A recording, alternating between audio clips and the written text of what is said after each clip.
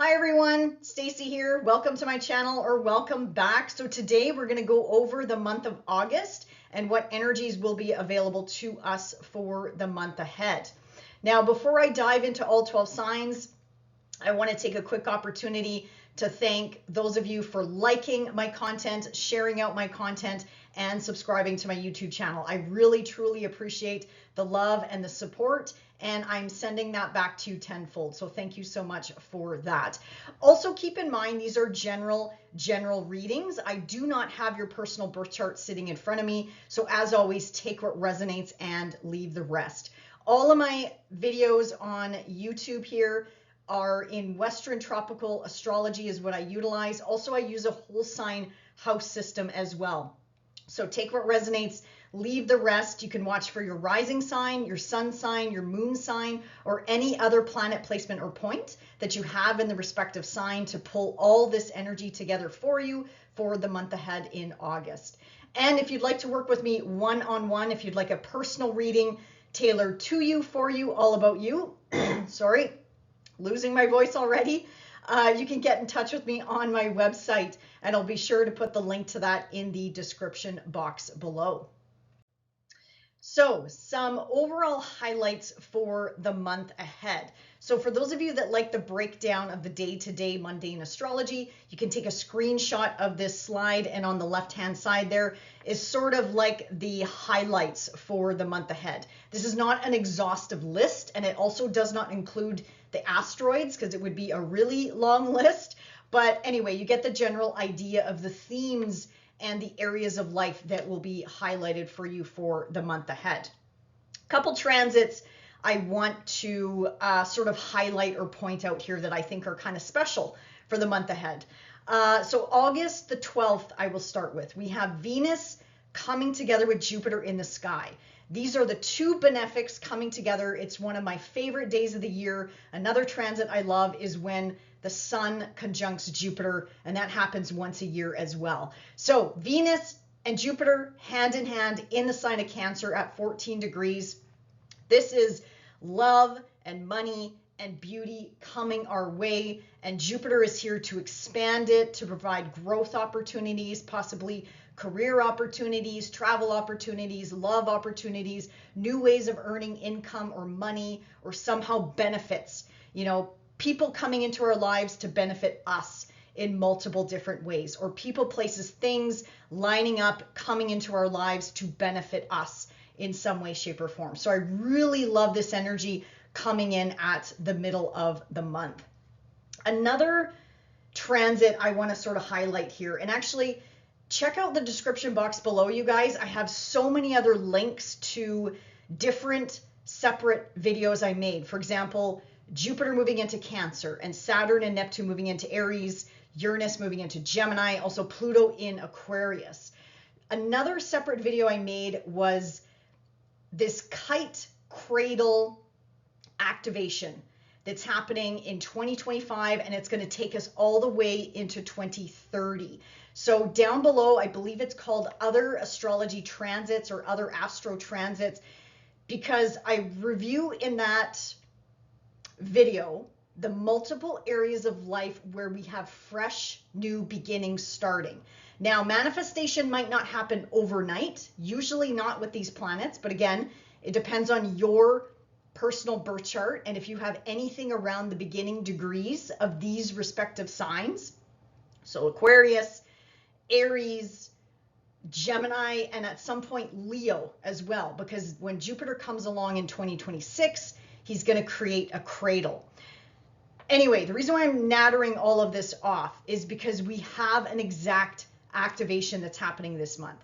August the 11th, we have Saturn making an exact opportunity aspect to Uranus, but it is activating Pluto and Neptune and Uranus all together, working all together, sort of forming what looks like the top of a kite in 3 different areas of your life. So if you're interested to kind of learning more about these areas of life, and if you want to consciously manifest something in these areas of life, check out my video down below. It's called Kite and Cradle Activations.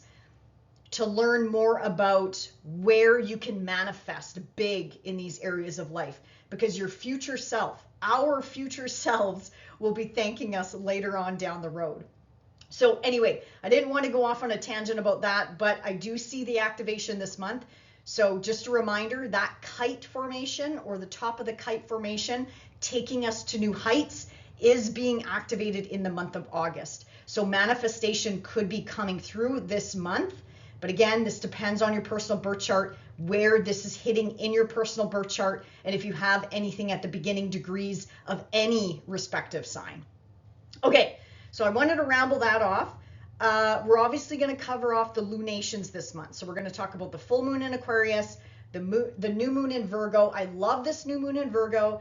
It's making a square to Uranus, so it's kind of like expect the unexpected mixed in with a new beginning.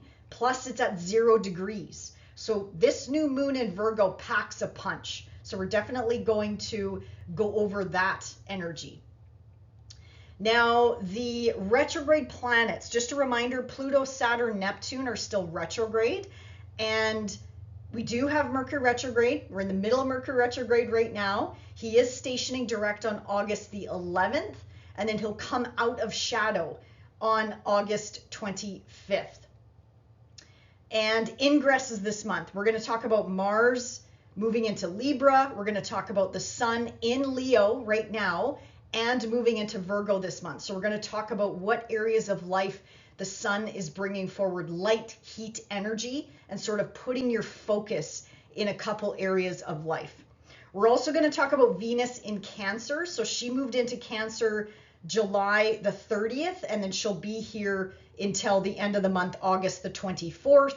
But we're going to focus on Venus in Cancer. Yes, she moves into Leo at the end of the month, but I'll talk about that next month when she spends majority of the month of September in Leo.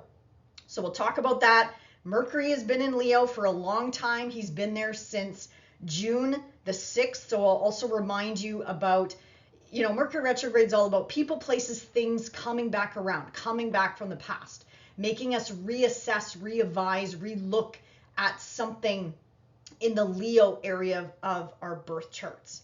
So we'll talk about that as well. And last but not least, something I forgot to mention last month is eclipse energy is rumbling. Yes, believe it or not, it's already rumbling. Some of us might have already felt this in July, because eclipse energy technically can manifest 2 months before the dates. So we have 2 eclipses in September. Yes, I'll talk about it next month. Or again, if you want to check out the video down below, the North Node transits or the lunar node cycles, I made a separate video about this brand new eclipse cycle as well. Some of you will feel this more than others, especially for those of you that are Pisces, Virgo, Sag, or Gemini, or if you have any planets, placements, points, angles in those mutable signs. You'll probably start to feel this energy sooner than later, because again, eclipse energy is huge. It's life-changing, it's life-altering, and usually people, I find, something comes to fruition 2 months before, or again, eclipse energy is like 6 months after the fact as well. It can ripple out that far. So just a heads up about that in case you're feeling something. It's kind of like that sensation of, I feel like something is coming down the pipe, but I just don't really know what it is and I can't put my finger on it. It's probably this eclipse energy that you are feeling. So just a reminder that that is just around the corner in September. All right, let's get into all 12 signs. Reminder, you can watch for your rising sign if you know your rising sign, and if you don't, that's okay. You can watch for your sun sign, your moon sign, or any other planet placement or point or stellium that you have in a respective sign. Because even stelliums, you incorporate that energy into your personality, especially if it's personal planets in these areas of life as well. So let's dive into all 12 signs. Hey Aries, welcome to August. Let's talk about where I think your focus will be for the month ahead. So let's start with the sun. The sun is still transiting Leo, your 5th house, and will eventually pop into your 6th house this month. So let's first talk about Leo. This is also where you have Mercury retrograde, and Mercury has been here since June the 26th, asking you to reassess, revise, redo, relook at, reintegrate something in this area of life. So the 5th house is about children, grandchildren, fertility, pregnancy, or thoughts of starting a family, or what does that mean to you? Now, if that doesn't resonate, 5th house is all about hobbies, interests, passions that light us up from the inside out. The 5th house is all about when you were a kid and the teacher asks you, what do you want to be when you grow up? And you're like, I want to be this, I want to be that. That's the 5th house energy coming in. So it's where our true passions and desires come in from.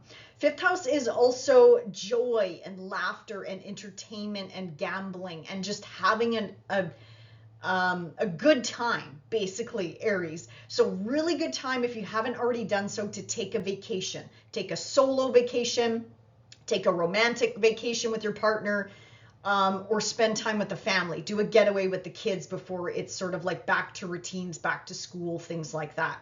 5th house is also romance and dating, Aries. So Mercury retrograde is pretty common for not only people, places, things coming back around from the past, but quite literally in your case, love relationships, old lovers coming back from the past, or thoughts of old relationships coming back into your psyche. And again, there's a reason for that, right? Unfinished business. For some reason I heard what goes around comes around. You tell me what that means, Aries. But it's sort of like I'm thinking of like unfinished business, unresolved something or other. Again, revisions, revise, relook at something, adjusting something. There's a reason why these people or places or things are coming back around, for you to acknowledge, for you to recognize, for you to heal and let go once and for all. Now, once the sun pops into your 6th house, this is also where you're having a new beginning in this area of life, because we have a new moon here.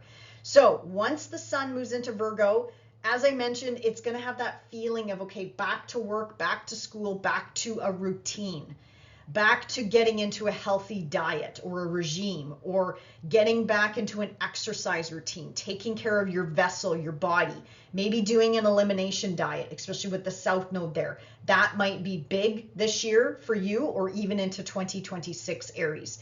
But it's all about focusing back on day-to-day duty, responsibility, getting back to your business, getting back to your clients, getting back to work. Focus could also be on animals or pets. Some of you could actually get a new animal or pet in this respective area of life. This could also be about the workplace. For those of you that work for an employer, this is about coworkers. There could be new people coming into the business environment, work environment. 6th house is also about people that work for you, Aries, even contractors, even people that you hire to, clean out your gutters, change your shingles, cut the lawn, whatever the case may be. This is a really nice time to kind of find the right people to work with you and work for you, whether it's for business, like I said, or on the home front, or on the business front, or in general, if you just need help with something. If you need a babysitter even, or if you need to find childcare, this new moon and the sun coming into this area of life should actually give you a boost here. Now, let's see here. I'm going to jump around a little bit. So not to drive you nuts, I don't want to repeat myself. So you have a new beginning August 23rd, give or take a day or two, depending on where you are on the planet.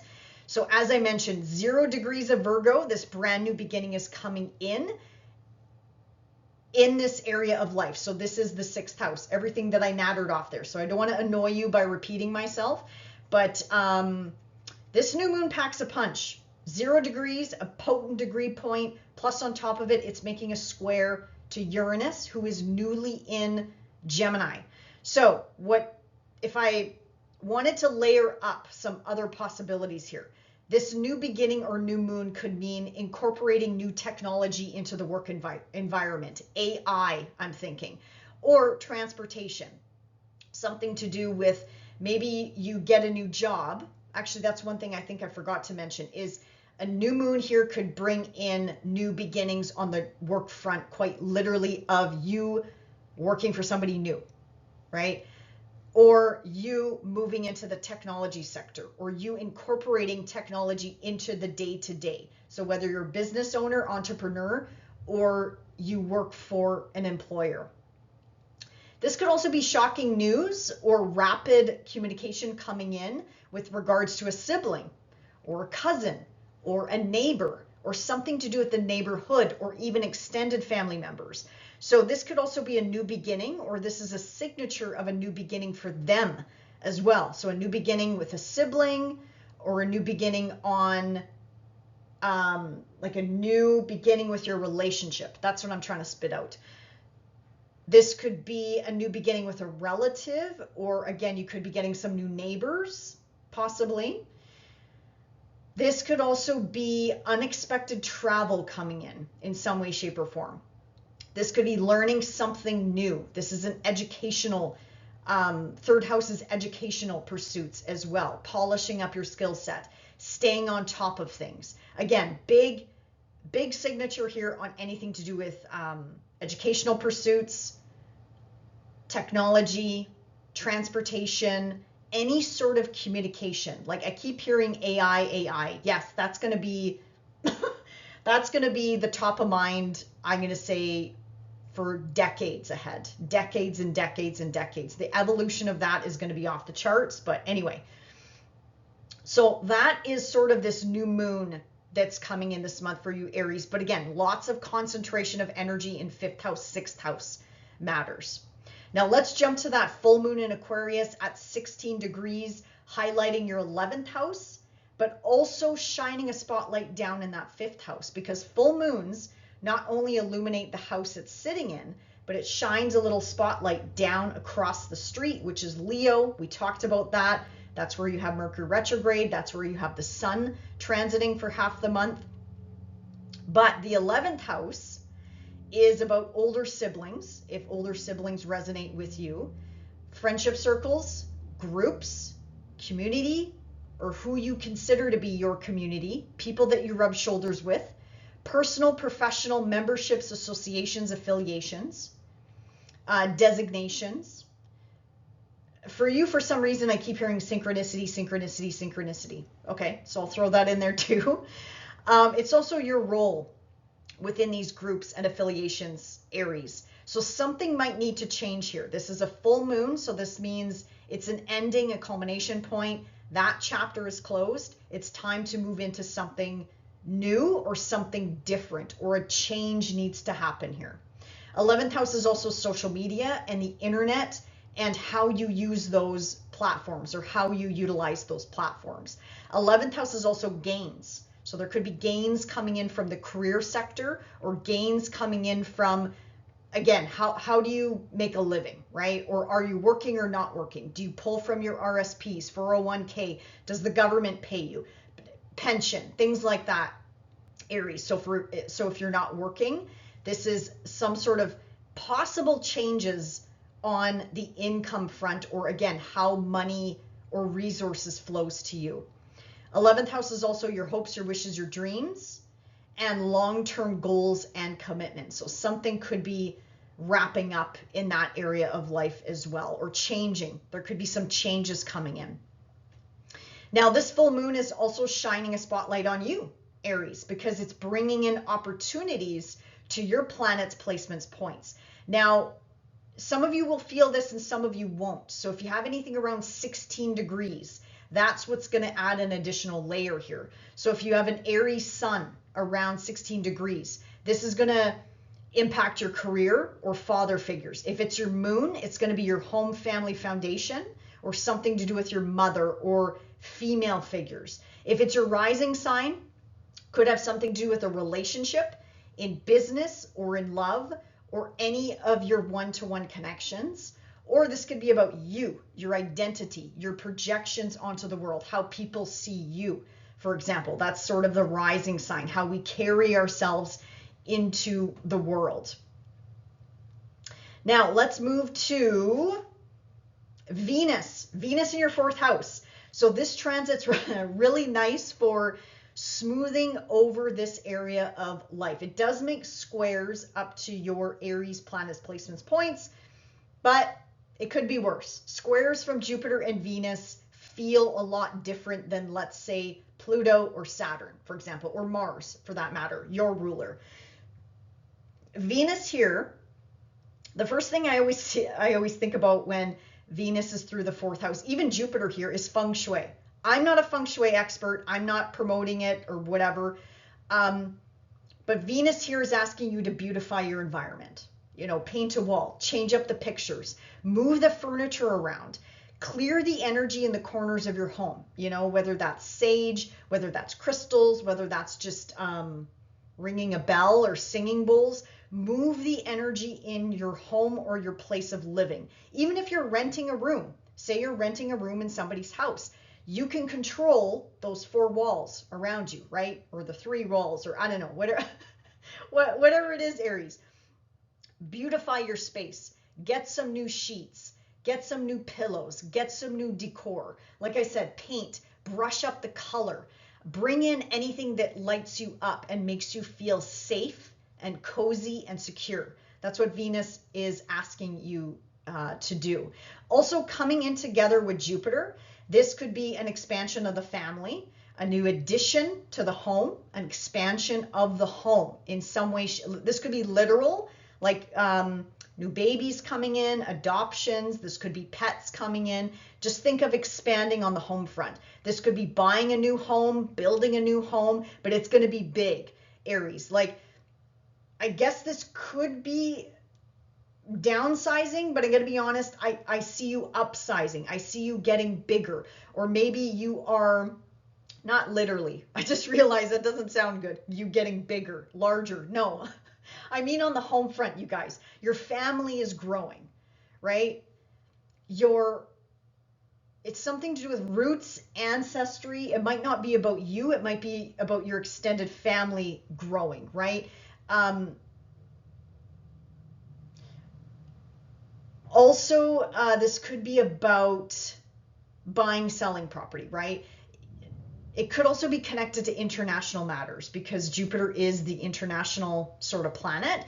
So I'm just thinking it could be local, but it also could have a connection to international. So maybe some of you are going to buy another house internationally, or thoughts of that, right? You have Jupiter here all year long, but Venus here making that connection is just going to amp up the blessings that are coming in on the home front, Aries.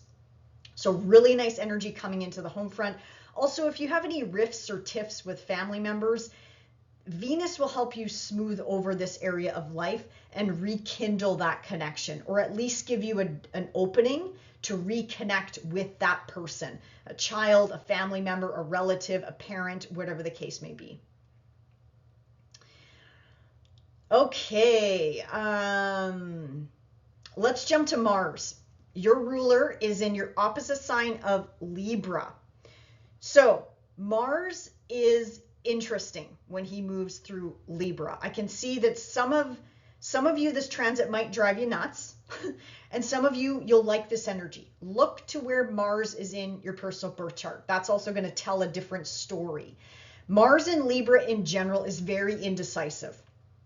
So Mars alone, or say Mars in your sign, is very like laser focused. Let's move ahead. I don't care what is in front of me. I'm going to run that thing over. I'm going to stomp all over it. I'm just going to get her done, right? And there's nothing wrong with that. That's without Mars in our birth charts, all of us would be marshmallows on the couches. We would all be armchair astronauts. Like, we wouldn't do anything. We would just be blobs on the floor, okay? But Mars in Libra takes into consideration what other people think. And I'm not saying that's a bad thing or a good thing, okay? It's just the energy he brings forward in the sign of Libra. So you'll notice that. If you notice that you're gut checking yourself more, if you're like, well, if I do this in my business, or if I cut out this partner or this client, what will be the repercussions of that? That might kind of creep into your mind. So, and that's okay if it does, because again, Mars in here is about considering the needs of other people. It is about looking at all sides of the situation before you take action with something. So like I said, some people, this will be a blessing. You're going to like this energy. But for those of you that say you have a Mars in a fire sign, you're going to be like, what the hell? I want to do what I want to do. I want to move forward with this. And why is this person standing in my way? Why is that person standing? Like, you see what I mean?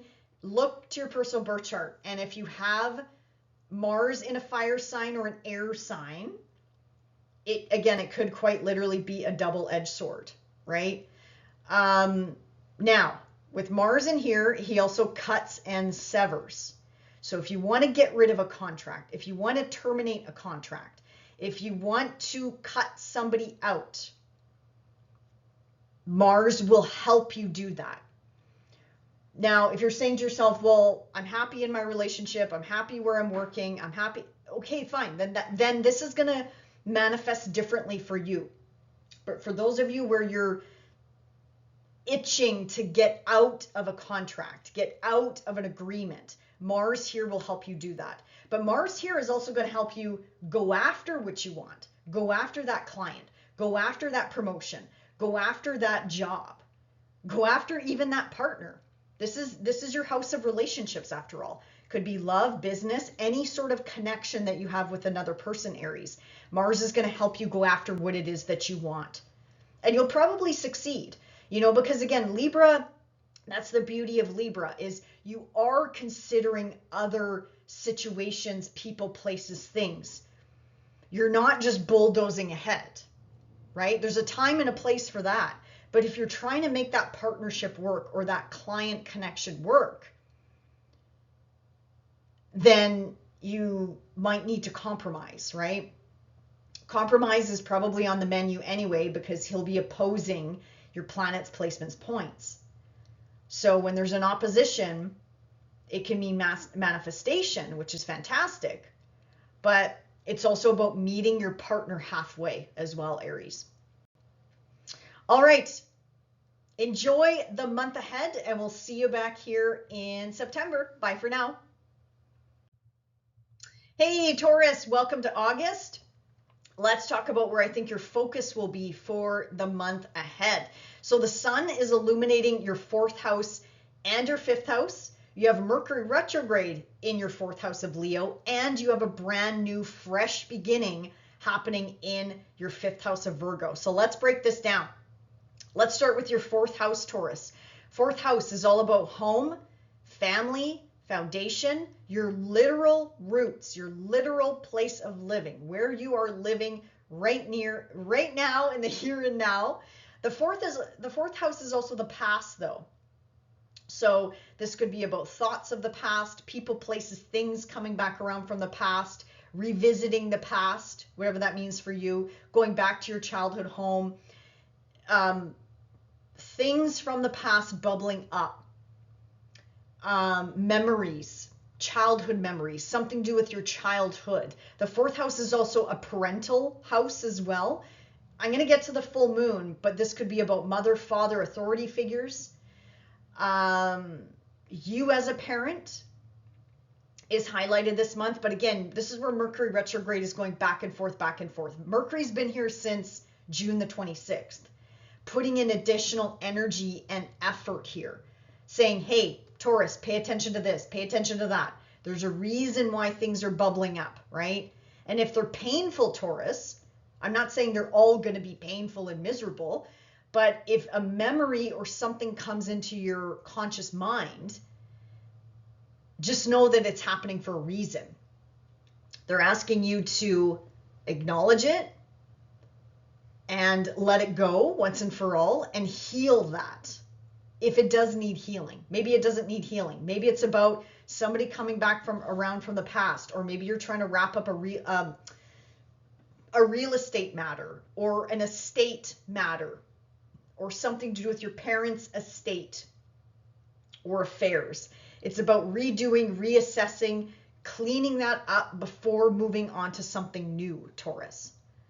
So that's one of the focus this month, is quite literally the foundations under your feet. It could also have to do with moving and property and buying and selling as well. That could also be Again, your IC has to run through here in order for that to resonate with you.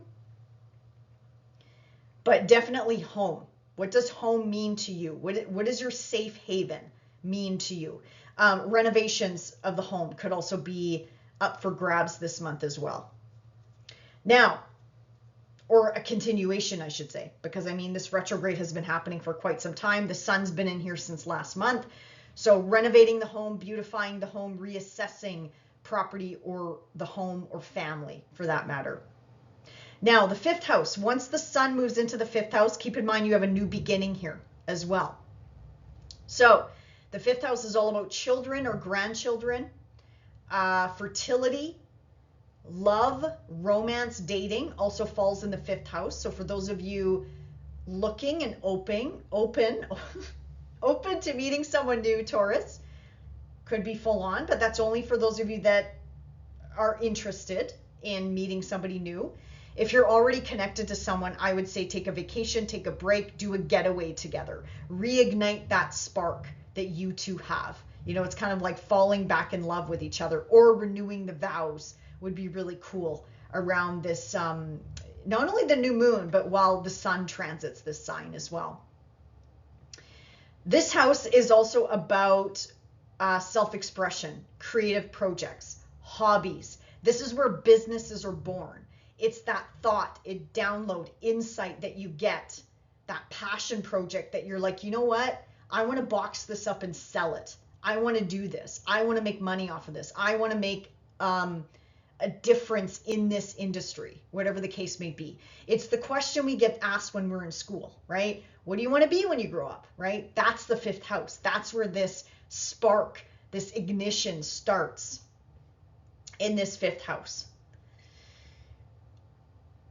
So this new moon, I'm going to jump around here a little bit here, but you have the dates on the slide here. This new moon is happening on or around the 23rd, depending on where you are on the planet.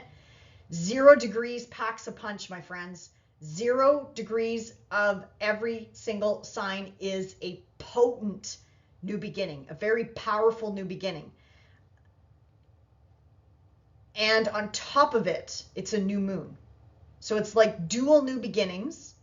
And I like that this new moon is squaring Uranus, because it's like expect the unexpected. And for some of us, not all of us, but for some of us, it's going to shove us into getting out of our comfort zone. Change, revolution, revelations coming in that second area of life. That's where Uranus is newly in for you. This is about work. Could be about work. Could be about new streams of income, new ways to earn a living. This could also be about buying and selling, like what we talked about in the fourth house. Second house is material possession, so that could also be property, but it could also be things, right? Material possessions is a wide umbrella. It could be really anything that you own. But this is money that's incorporated into this fifth house. Now, this might not be about you. This could also be a new beginning on the children, family front, right? A child could be starting a new beginning. A child could be going off to school. A child could be, again, you fill in the blank, right? There could be a new beginning in their life. And maybe it's pregnancy. Maybe it's, one of your kids or grandkids. There could be grandchildren coming in, right? This is a fertility house as well, this fifth house.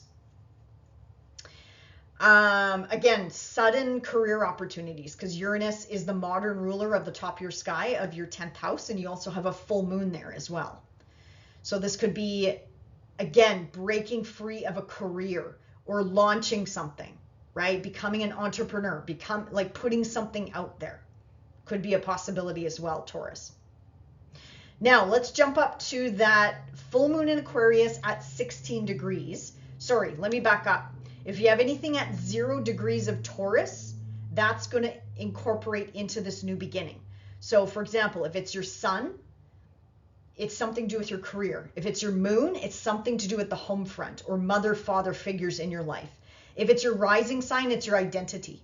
Something to do with your identity. You're planting a seed of intention of what is changing in the next 6 to 12 to 18 months.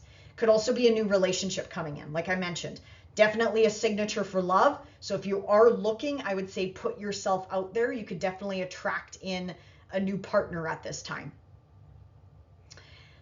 Okay, back to the full moon in Aquarius. So top of your sky, 10th house, 16 degrees. Same thing. If you have anything around 16 degrees of Taurus, you'll probably feel this ending, this culmination point more than others that have degree points at different parts of Taurus. But regardless, I think you're going to feel this. This is an ending, a culmination in some area of your life.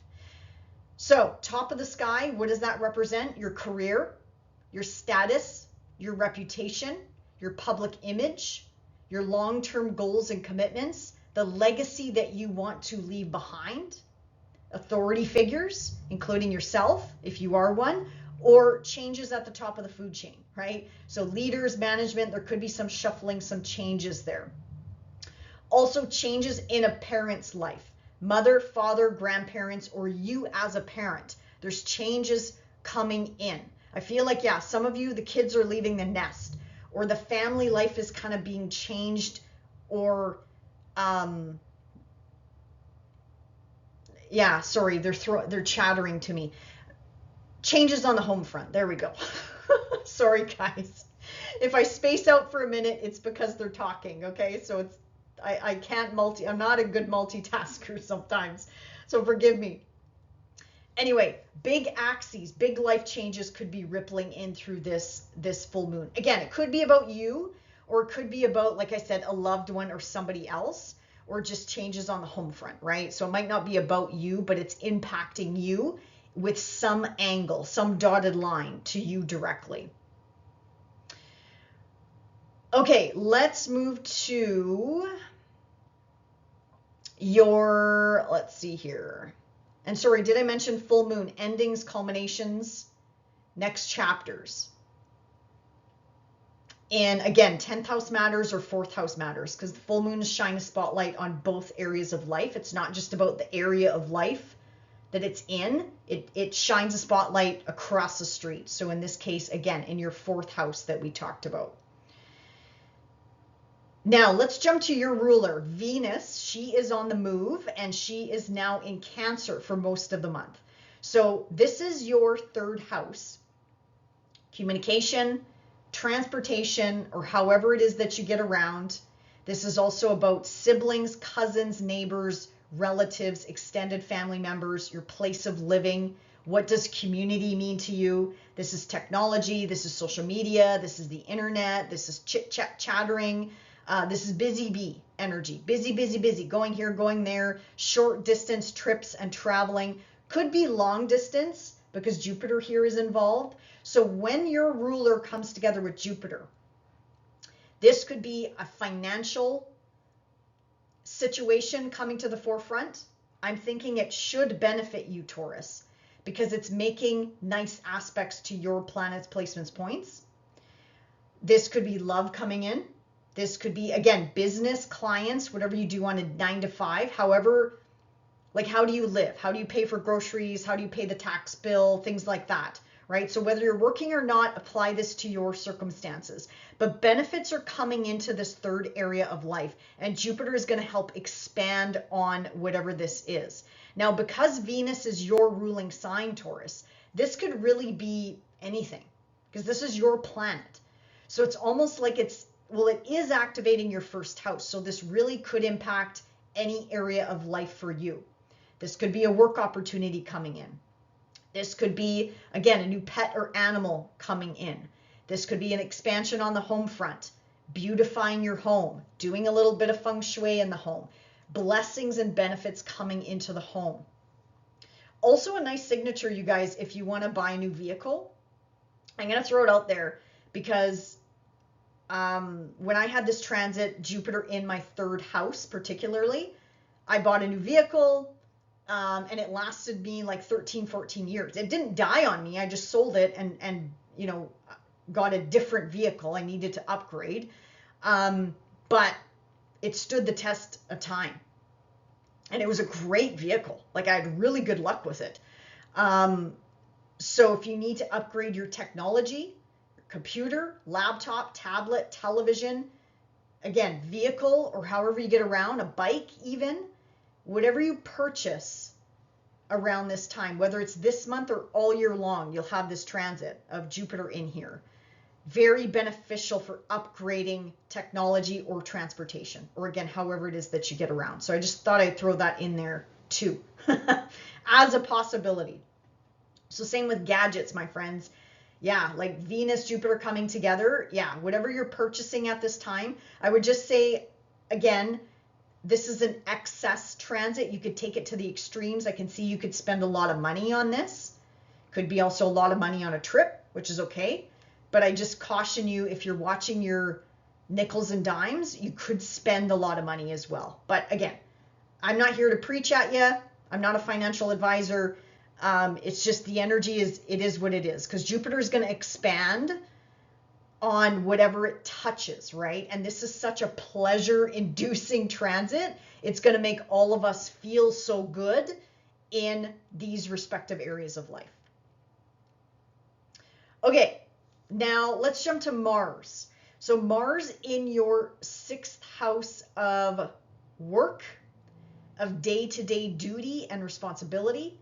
This is also your working environment. So there could be changes here, like people leaving, people coming in.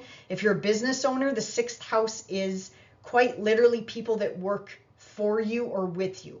So if you need to find somebody to do your website, to cut your lawn, to clear your gutters, things like that could be activated under this Mars transit. Mars here, though, is a double-edged sword. So if you need to cut and sever something out of your diet, something to do with your health, you can do that with Mars here. Mars will help you do that. It should flow a little bit easier. Mars here, though, can irritate. Mars here can irritate our health, our guts in particular, because it's the 6th house. Mars can also inflame things for a reason. So if you notice your coworkers getting a little bit more cranky or sharp, that could be Mars transiting this 6th house. Or it could be you, Taurus. It could also be you as well, because you're laser focused in on work, on duty, on how can you be of service. So if you're not working, I would recommend you to channel, there we go. Channel this energy into productive work. How can you be of service? Volunteer. Can you volunteer your time, your energy, your effort, or your money for that matter? Like, how can you make, the planet, your community, whatever, a better place, basically, for channeling this energy? You're going to be laser focused in on something in this area of life. So it could be health, it could be pets, it could be work, it could be business, it could be getting rid of people. Like if you own a business, run a business, this is termination, right? Drop that paperwork, get rid of people that are just not a fit for your business, and then you can find new people. Especially when you have a new moon in here, I believe next month. That's a brand new, fresh beginning when it comes to attracting in people that you want to hire to work for you, to brush up your website or whatever the case may be, help you in your business in some way, shape, or form. Otherwise, that was about all I was going to talk about for this month ahead, Taurus. So enjoy the month ahead, and we will see you back here in September. Bye for now. Hey, Gemini, welcome to August. Let's start with where I think your focus will be for the month ahead. So you have the sun currently in your 3rd house of Leo, plus you have Mercury retrograde here, and Mercury has been here since June the 26th. So he is asking you to revise, reassess, redo something in this respective area of life. Now the sun is also going to spend some time in your 4th house as well. And on top of that, you have a brand new beginning down in your 4th house, Gemini. So let's break this down. Let's start with your 3rd house. This is a very busy house. It's about communication. It's about technology. It's about transportation or how it is that you get around. It's about travel. It's about training. It's about upgrading your skill set or thoughts of going back to school, whether that means going to a large institution or just buying some courses online and polishing up your skill set so you can apply it to your business, your work, your day-to-day, going after that promotion, the raise, the increase, whatever the case may be. Gaining more clients, incorporating new services into your business in some way, shape, or form. Third house is also about siblings, cousins, neighbors, relatives, or extended family members. Third house is local. Think local, your local environment, the people that you surround yourself with by choice or not. Because again, this could also extend to family members as well, right? So the sun is pouring energy into this area of life, and Mercury is asking you to re-look at something in this area of life. It could be how you use technology, how you use, I was going to say your website, or it could be about reassessing something on your website, brushing up something on your website. Not the best time to launch or do something brand new, because this is your ruler, by the way, that's retrograde. Unless you have Mercury natally retrograde in your birth chart, you should be fine. But regardless, if you have to launch something, you have to launch something. If you have to present something, you have to present something. You can always you'll have time to fix it later on down the road. Gemini is what I'm trying to get at here. But if you can wait till the end of the month, that would be better. Same with devices. If you need to upgrade your vehicle, buy new technology, upgrade a camera, a phone, a tablet, a computer, keep those receipts. Because again, there might be something wonky that you missed, or buy extended warranty, because later on down the road, you might need to get it fixed, or you might need to utilize that contract or agreement that you signed in order to fix something that perhaps you missed during this time period, right? Mercury retrograde, very famous for people, places, things coming back around from the past. Whether this has something to do with family members, like I said, that you have not seen in a long time, relatives, neighbors, again, neighborhoods or old neighbors that you had years ago.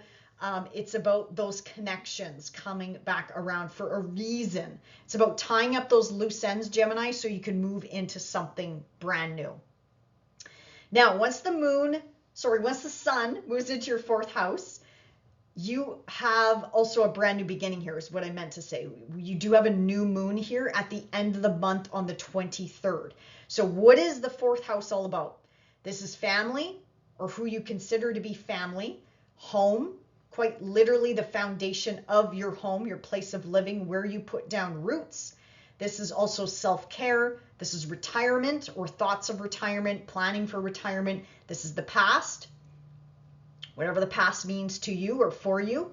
This is parents, so mother, father, authority figures, grandparents, you as a parent. This could be a new beginning about, what does parenthood mean to you, for example? So this brand new beginning that's coming into this fourth house, the sun is not only energizing this area of life for you, but it's bringing in a brand new beginning. And it is making a square up to Uranus, newly in your first house. Now, Uranus rules your ninth house. He's the modern ruler of your ninth house, I should say. So here's another signature of education. Learning something new. Something to do with the home, renovations of the home, moving, buying, selling, people moving into the home. There we go. People moving into the home, people moving out of the home, just changes on the home front. And whatever this new beginning is, it might be surprising, it might be shocking to you or to other people. It could be you initiating this change because Uranus is in your sign. And whatever this is, it's sort of like expect the unexpected. That's what I like about Uranus. He's gonna help you break free in this area of life on the home front. Also, there might be like healing required, connected to childhood, the past, things like that. That might be coming in as well, to be healed, acknowledged, and let go once and for all. Because the fourth house is also a house of endings as well. I know it's not the 12th house, but in general, each house is sort of like a It represents a high level overview of an area of life. I know that probably doesn't make sense, but the 4th house is an ending house, just like the 12th house and just like the 8th house. They're all houses of endings. So I'm thinking for you, something this could have like a psychological tone to it is kind of what I'm getting at here. New beginnings with you as a parent or a grandparent could be possible as well around this new moon. All right, now let's jump up to, I just want to make sure I'm not missing anything here. Okay, yeah, let's jump up to that full moon. So full moon in Aquarius. Sorry, I knew I missed something here.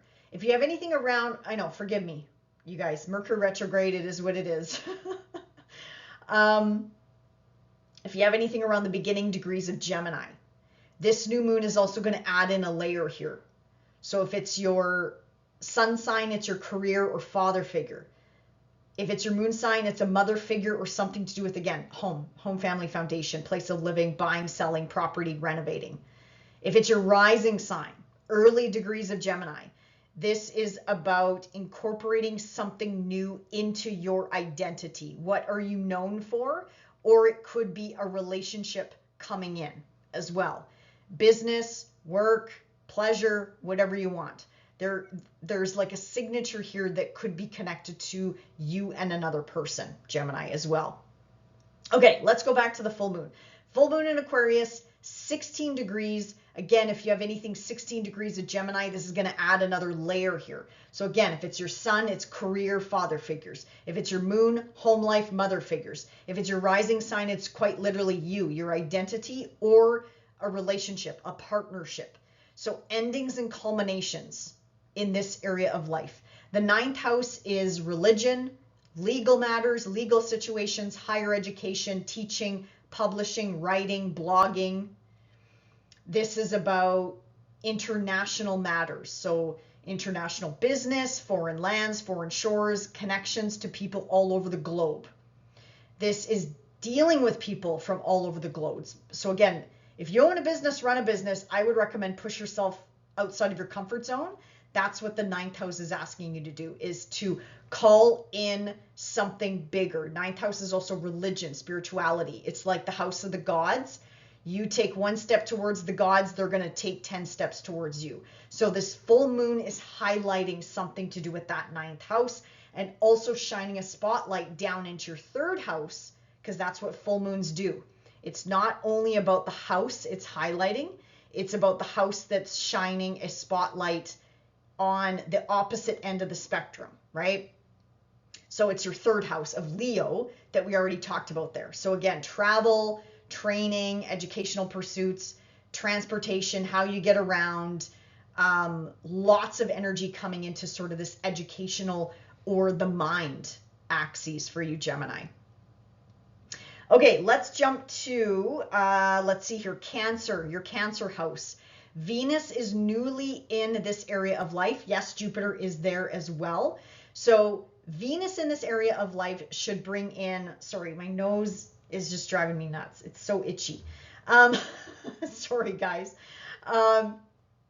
Wherever Venus goes, she attracts love and money and beauty, and she tries to, she's harmonious, right? So she's trying to spread the love and the wealth and the good juju around in your 2nd house. Sorry, my nose, I don't mean to pick my nose on camera, but oh my God, my nose is driving me nuts.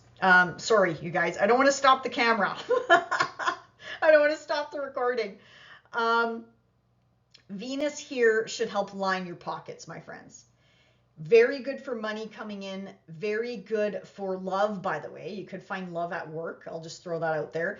You could also find love traveling, like foreign shores, foreign lands. But she is good here for money, investments, property, buying and selling.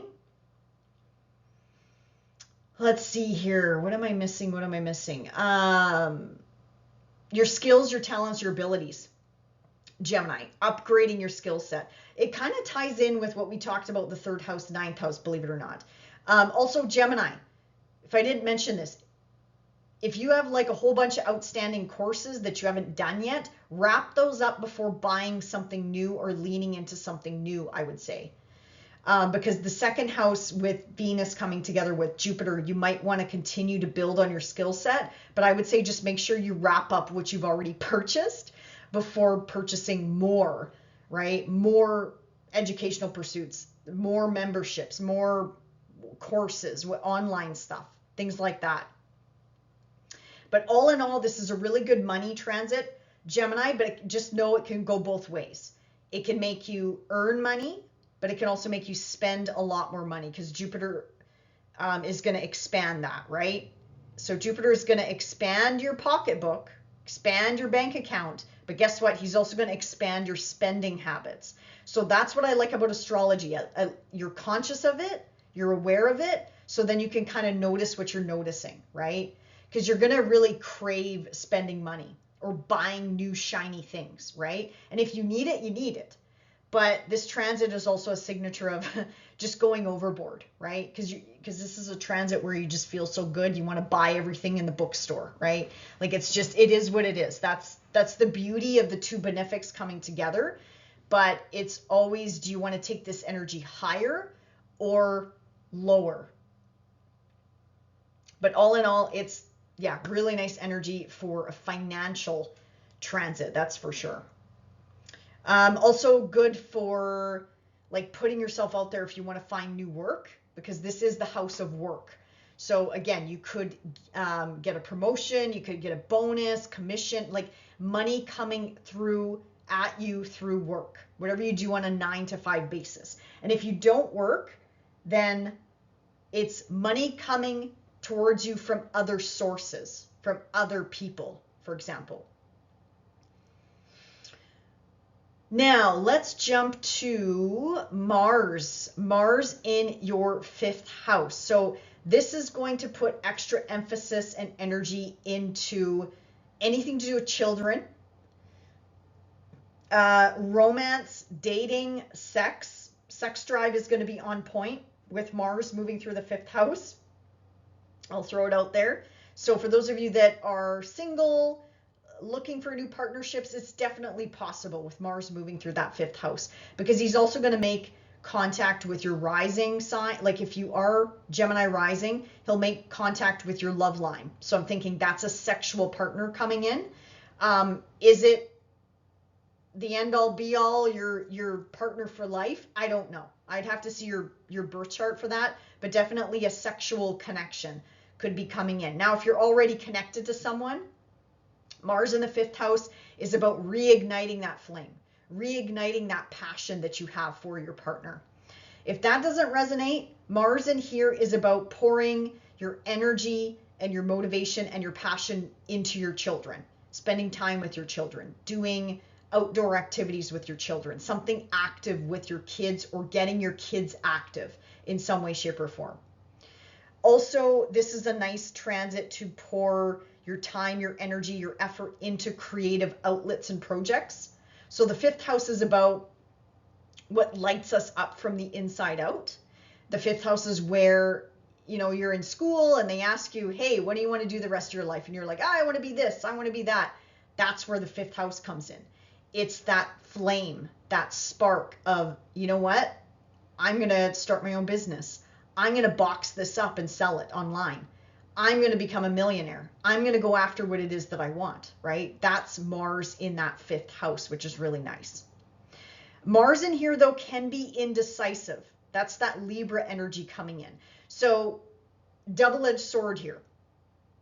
Depending on where Mars is in your natal birth chart, if you have a fire Mars or an air Mars or a water or an earth Mars, it depends on how you use your passion and your energy, how you direct it. So this transit in particular, very indecisive energy coming in. It's about considering the needs of other people. So I don't think this is a bad thing, but for those of you that say have Mars in a fire sign, this might drive you nuts, because you're all about, I'm going to go after what it is that I want, and nothing is going to stand in my way. And there's nothing wrong with that. Mars going through Libra is going to make you take a step back and say, okay, but how is this going to impact somebody else? How is this going to impact my kids? How is this going to impact my partner? How is this going to impact my business? How is this going to impact a friend or a family member, right? That's what Mars and Libra bring to the table. So again, depending on how you use your personal Mars energy, this is going to make you take a beat, take a step back, and think about the consideration of others, the needs of other people versus just plowing through and getting stuff done, right? But all in all, nice energy to channel, especially in this creative house. And Mars is also pouring in nice energy into your planet's placements points, Gemini. So again, utilize this energy to the best of your ability and channel it towards something, because this can also lead to frustration if you don't feel satisfied. Also, if you don't feel sexually satisfied, same thing could happen. It's like you don't want to tell your partner that, but then it's going to come out in other unhealthy ways by like lashing out at them or by, I don't know, getting pissy about something. So yeah, this energy can be wonky in Libra. It definitely can be, because we're too considerate of other people versus wanting what we want, right? I hope that kind of makes sense, but just be mindful of that. If you're with a partnership, in a partnership, business or love, make sure you're communicating your needs as clearly as possible, obviously without hurting their feelings, right? There's like, the beauty of Libra is that beautiful harmonious balance, right? That's coming in this respective area of life. Same with your children, you guys. Same with your kids. Because again, this can be an irritable transit for you and or your children. Same thing, make sure communication is open and honest without hurting people's feelings, right? And Libra, the Libra energy will help you in this area of life. Okay, Gemini, that is about it. So enjoy the month ahead, and we will see you back here. There we go, in September. Bye for now. Hey, Cancer, welcome to August. Let's talk about where I think your focus will be for the month ahead. So the sun is going to continue to transit through your second house of Leo. Plus you have Mercury retrograde here. Mercury has been here since June the 26th, and Mercury will not leave this area of life until September the 1st. So he's definitely asking you to revise, revisit, reassess this area of life. And the sun here continuing to heat up this area of life is just bringing in extra focus for you. Now, once the sun moves into your third house, this is also bringing in light heat energy into this area of life, and you also have a brand new beginning, a fresh new start in this area of life, Cancer. So let's break this down. Let's start in the second house here, in your Leo house. Second house is all about work, if you do work. And if you don't work, what do you do on a day-to-day basis? What is your 9 to 5? How do you spend your day? Do you spend it with the kids, the grandchildren? Do you babysit? Do you walk dogs? Do you chat to your neighbors? Do you whatever the case may be? Second house is also finances and resources, your savings account, your bank account, and also your attitude towards money. You know, do you love money? Do you hate money? You know, it's that relationship that we have towards our money, how money flows to us personally. Second house is also about the face, you know, beauty treatments, getting your teeth fixed or something to do with the face, beautifying the face, basically, and even the neck and the throat area as well. This is also your skills, your talents, your abilities. Yeah, for some of you Cancers, I feel like your throat chakra could be a little bit clogged, but it's about working on your voice and standing up for yourself. Mercury retrograde is going to help you with that. The sun is going to help you with that. It's about finding your true voice and speaking your mind and speaking your truth as well. But anyway, Mercury retrograde here will help you reassess, like I mentioned, this area of life. Going back to, you know, say you purchased courses or educational pursuits, now's the time to maybe get back into that routine and revisit that. And the third house is also educational pursuits as well. So second house, third house here with your skill set. If you want to upgrade your skill set, not a bad time to do that. But I would say wrap up the old. If you already purchased 10 courses, Cancer, then go through those 10 courses before you buy a new package, for example, I would say.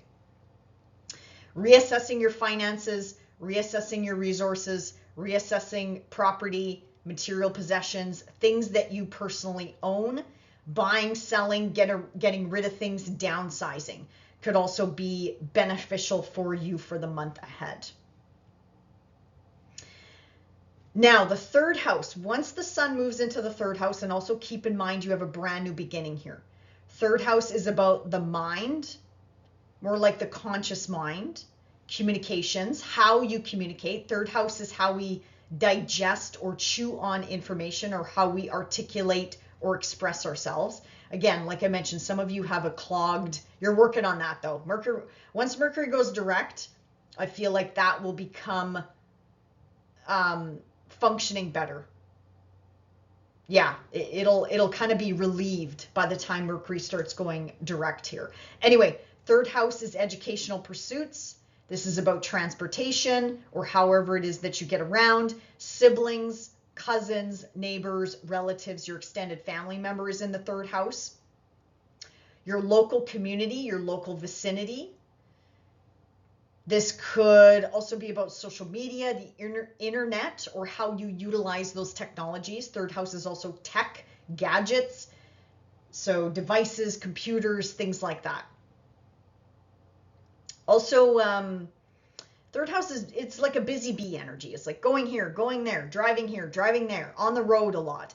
More so short distance, I would say traveling. Focus again on your local environment. Now, you have a new beginning here, Cancer. So not to bounce around on you a little bit here, but August the 23rd, excuse me, you have a new beginning here. 0 degrees of Virgo. So if you have 0 degrees of anything around Cancer at 0 degrees is what I'm trying to get at. I'm going to say 5 degrees on either side. This new beginning is an additional layer to not only what I nattered off about the third house, but personally to you. So this could be about your career, home, family, foundation, or your identity. Something very personal to you, or something to do with a relationship as well. This could be a new like new neighbors moving in, new beginnings with your siblings, or news of new beginnings with a sibling, for example. Buying new technology, buying a new vehicle, upgrading your skill set, buying, buying something, a course or something to upgrade or polish your skills, your talents, your abilities, in order to move that into your work, if you do work on a day-to-day basis. And again, if you don't, I would encourage you to lean into something, learn something new. Push yourself outside of your comfort zone to learn a new technology, a new device, a new app, whatever the case may be. Get involved with your local community, volunteer more, whatever the case may be. Exercise, things like that. Get to know your local environment. So that is this new moon or new beginning that's coming in this month. Now I'm going to jump to the full moon that's happening on or around August the 9th. This is again a highlight of your financial situation, Cancer. So this could be a spotlight on your partner's finances, your partner's resources, your partner's material possessions. This is a shared house, shared assets, shared property, shared mortgage, shared debts, loans, car payments, whatever the case may be. That's the 8th house. 8th house is also deep psychological matters. It's big life shifts and changes. It's a death and rebirth house. So I'm not saying you're going to die or somebody's going to die, but metaphorically, something could be passing away at this time. Because full moons are endings, culmination points. You don't need them anymore. It's like getting them, it's like cleaning out the closet, getting them out of the psyche, right? putting them off. You don't need them anymore. See you later, once and for all. This is working with a psychologist, a social worker, a healer, a counselor, whatever the case may be, to move this energy out of your body, Cancer, once and for all. And again, this could be paying off a debt, paying off a loan. So it's like something to celebrate, like hallelujah, right? You or a partner, because the 8th house is how money flows to you. So is it from the government? Is it from a pension? Is it from RSPs? Is it from 401k? Or does a parent support you? Does a child support you? Does a spouse or a partner support you? Like, how does money flow to you? That could be up for some changes at this time. So depending on your situation, but regardless, finances are on your mind this month, Cancer. Because like I said, we talked about the 2nd house there. And now a full moon is also activating your entire financial axes as well. So I feel like money could be definitely at the top of your mind the first half of August, I'm going to say. And then that will slowly dissipate as the energy moves closer and closer to September, I would say. So, again, good month, consolidate debt. Where is your money going? How is your money going in and out, in and out? Is more money going out than it's coming in? Or maybe you have lots of money coming in. Consider investing.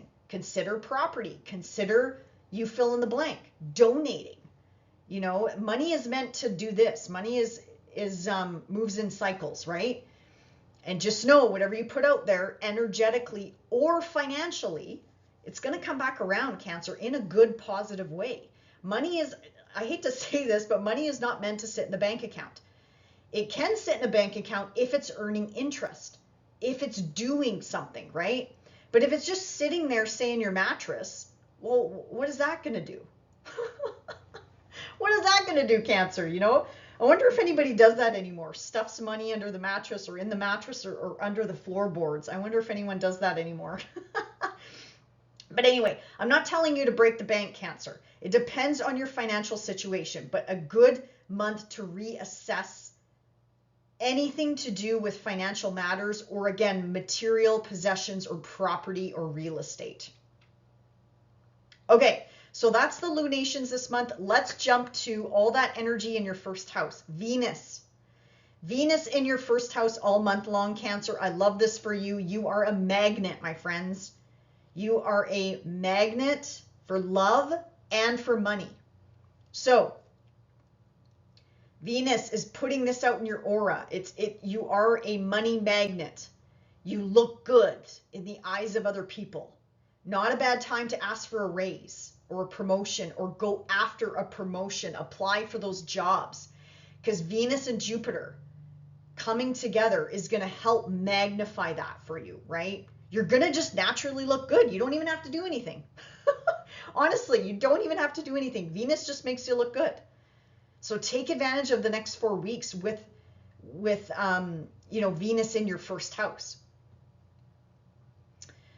Also, this could be good for beauty treatments. I mean, this month and next month, even when she moves into your 2nd house, it's good for beauty treatments or upgrading whatever you want to do with the face, the teeth, things like that. Just beautifying yourself or pampering yourself. This is pampering the body as well. This could be benefits coming in through older siblings or siblings in general. I'm going to throw it out there because it's a general reading. Benefits coming in through friends, people that you hang out with, networks, associations, affiliations, personal, professional networks. Benefits coming in through them, gains coming in through the career. Like I said, go after that raise. Ask your boss, what's the worst that can happen? He or she or they, them are going to say no. Well, who cares, right? Who cares? Okay, at least you know, right? What else? Venus also rules the bottom of your sky. So something to do with the home front, family, children, beautifying your space, pouring money into the home, renovating the home, doing a little feng shui. That all looks good. That all looks very beneficial. You want to beautify something. Okay, let's see here. Also, I have a feeling Venus is going to help your health. If you've had any health issues, Cancer, she's going to help you with that as well, because wherever she goes, she smooths over that area of life. And I probably forgot to mention, for those of you looking for love, this makes you very attractive. Like I said, you don't have to do much with Venus and Jupiter in your first house. You may need to watch your weight, though. I might have mentioned that in my Jupiter video, because Jupiter expands, right? So Jupiter can expand the good old waistline, you know, gotta love that. But at least you know, right? This is very indulgent when Venus and Jupiter come together. So do watch the sugar, the sweets, the wine, the booze, the alcohol. Like, this is overindulgent type of energy, Cancer. So again, it depends on how you want to utilize this energy. I'm not here to tell you what to do, but I'm just trying to give you an idea of what happens when these energies come together, right?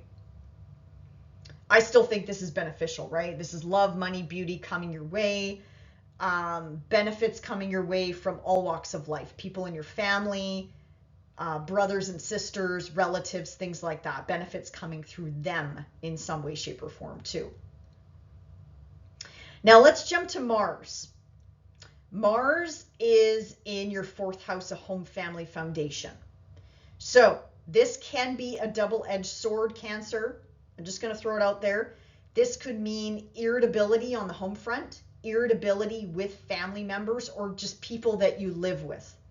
So I'm going to say, try to channel this energy constructively, pour it into home projects, pour it into renovating the home, beautifying the home, like I mentioned, with Venus and Jupiter in Cancer, the sign of the home. Just do something constructive. Get out in the garden. Get out doing something. Get your fingernails in the soil. Do something constructive, because yeah, this energy can be frustrating if it's not used in the right way. You might also notice your family members are a little bit scratchy as well, you know. Again, it'll pass, you guys. I'm not trying to Debbie down this energy. It's really good energy for home projects. This is going to give you the next 6 to 8 weeks a window of time to get home projects done once and for all. Landscaping, beautifying the home, renovating the home, smashing through walls. Really good energy for that. You know, throwing appliances over the deck, you know, things like that, as long as no one's below. But yeah, you'll have a lot of energy to pour into your home life. So I do like this. And, you know, this energy actually being in Libra, you will consider the needs of other people, right? But if you're frustrated, if you hold in this energy, it just might come out sideways or in unexpected ways. So just be mindful and notice what you're noticing, right? If you feel sort of tense, you know, go out, hit the pavement, take a walk, take a run. Again, do some sort of outdoor activity outside of the home. If you're not renovating the home, you know, move the energy out of the space, if that makes sense. Also, some of you, if your home line runs through here, you could cut and sever a living situation. So you might move, you might relocate, you might end your lease or your contract and move into something better and new. So for those of you that need to get out of a home or living situation, Mars will help you do that at the bottom of your sky. Absolutely. So this could be a blessing in disguise coming in, definitely. Working with a real estate agent or working with somebody you know that knows the market. Maybe you moved somewhere new and it's about, you know, just finding a different place to live. This definitely could be a blessing in disguise. All right, Cancer, that is pretty much all I wanted to talk about for the month ahead. So enjoy August. Take advantage of Venus in your first house. You are magnetic, my friends. You are a rock star. Again, you're pushing all that energy out into your aura and attracting good things your way. So utilize this energy well. And I'd say go after what it is that you want. You know, go after that relationship, that partnership, that job, that raise, like whatever you want, a new home, like whatever you want to do this month, go after it. Because I think you'd be surprised with Venus and Jupiter in your first house, how this energy can really benefit you. All right, enjoy the month ahead and we'll see you back here in September. Bye for now. Hey Leo, welcome to August, and let's talk about where I think your focus will be for the month ahead. And of course, before I forget, for those of you celebrating a birthday this month, I want to wish you a wonderful birthday and a fantastic year ahead. So Leo, with that said, the sun is still in your first house, energizing you, your identity, your body, your who you are, basically. It's sort of like being in the spotlight and how you're going to utilize that energy. It could also be putting a spotlight on how you are talking to yourself, how you take care of yourself, things like that as well. It might not be about external manifestation, could be forcing you to look internal. And with that said, Mercury retrograde in your first house since, well, Mercury popped into your house June the 26th. And he's been retrograde now for several weeks, I guess, depending on when you're watching this video. But he will go direct this month. But the point is, he's spending 2 months in your sign, in your respective area of life. If you are watching for your sun sign, this could be reassessing your identity, what you identify with or who you identify with. What is your status? What is your reputation? How is that tied into who you're with, your relationships? What do you do 9 to 5? If you're retired, how are you spending your time, your energy, your effort? This could be about quite literally your physical body, your health and well-being, your diet, how you're taking care of your vessel. Do you want to do some work on your body? Do you want to, get a little bit of work done on your face or whatever, or your image or whatever the case may be? The first house really could ripple out to multiple areas of life, Leo. So this is where you're revising, reassessing who you are, basically, and who you want to be and the light you want to shine onto this planet, place, earth, whatever you want to call it, right?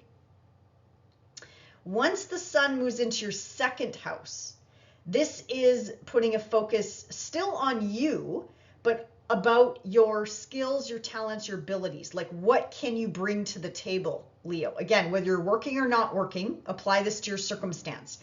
It could shine a spotlight on your skill set, your talents, your abilities, your work. Again, what do you do 9 to 5? Are you satisfied with that? Are you content with that? Or are you looking for something new, something different? Do you want to be a business owner, or do you want to, maybe you are a business owner and maybe you want to move into, maybe you're tired of that and you want to move into the 9 to 5 grind or whatever the case may be. So it's reassessing this area of life and also how you earn a living. How does money come to you? Do you receive money from a partner or a spouse or a parent or a child? Or again, do you have a 9 to 5 job? Or do you get money from the government? Do you get money from a pension? Do you get money from 401k or RSPs or whatever the case may be? Maybe you own a bunch of rental units or buildings and that is your job, so to speak, right? So it's reassessing, re-identifying with what you do on a day-to-day matter. Again, whether you're working or not, apply this to your circumstance. But the sun in the second house, and you also have a new moon here this month, it's about new beginnings on the work front, new beginnings with financial endeavors, new beginnings with material possessions. So some of you could be buying and selling, for example.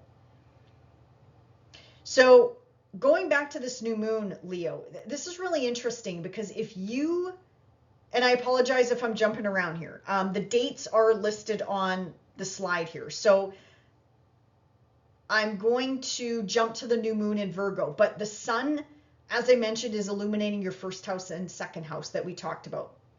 Mercury retrograde in your first house, going back and forth.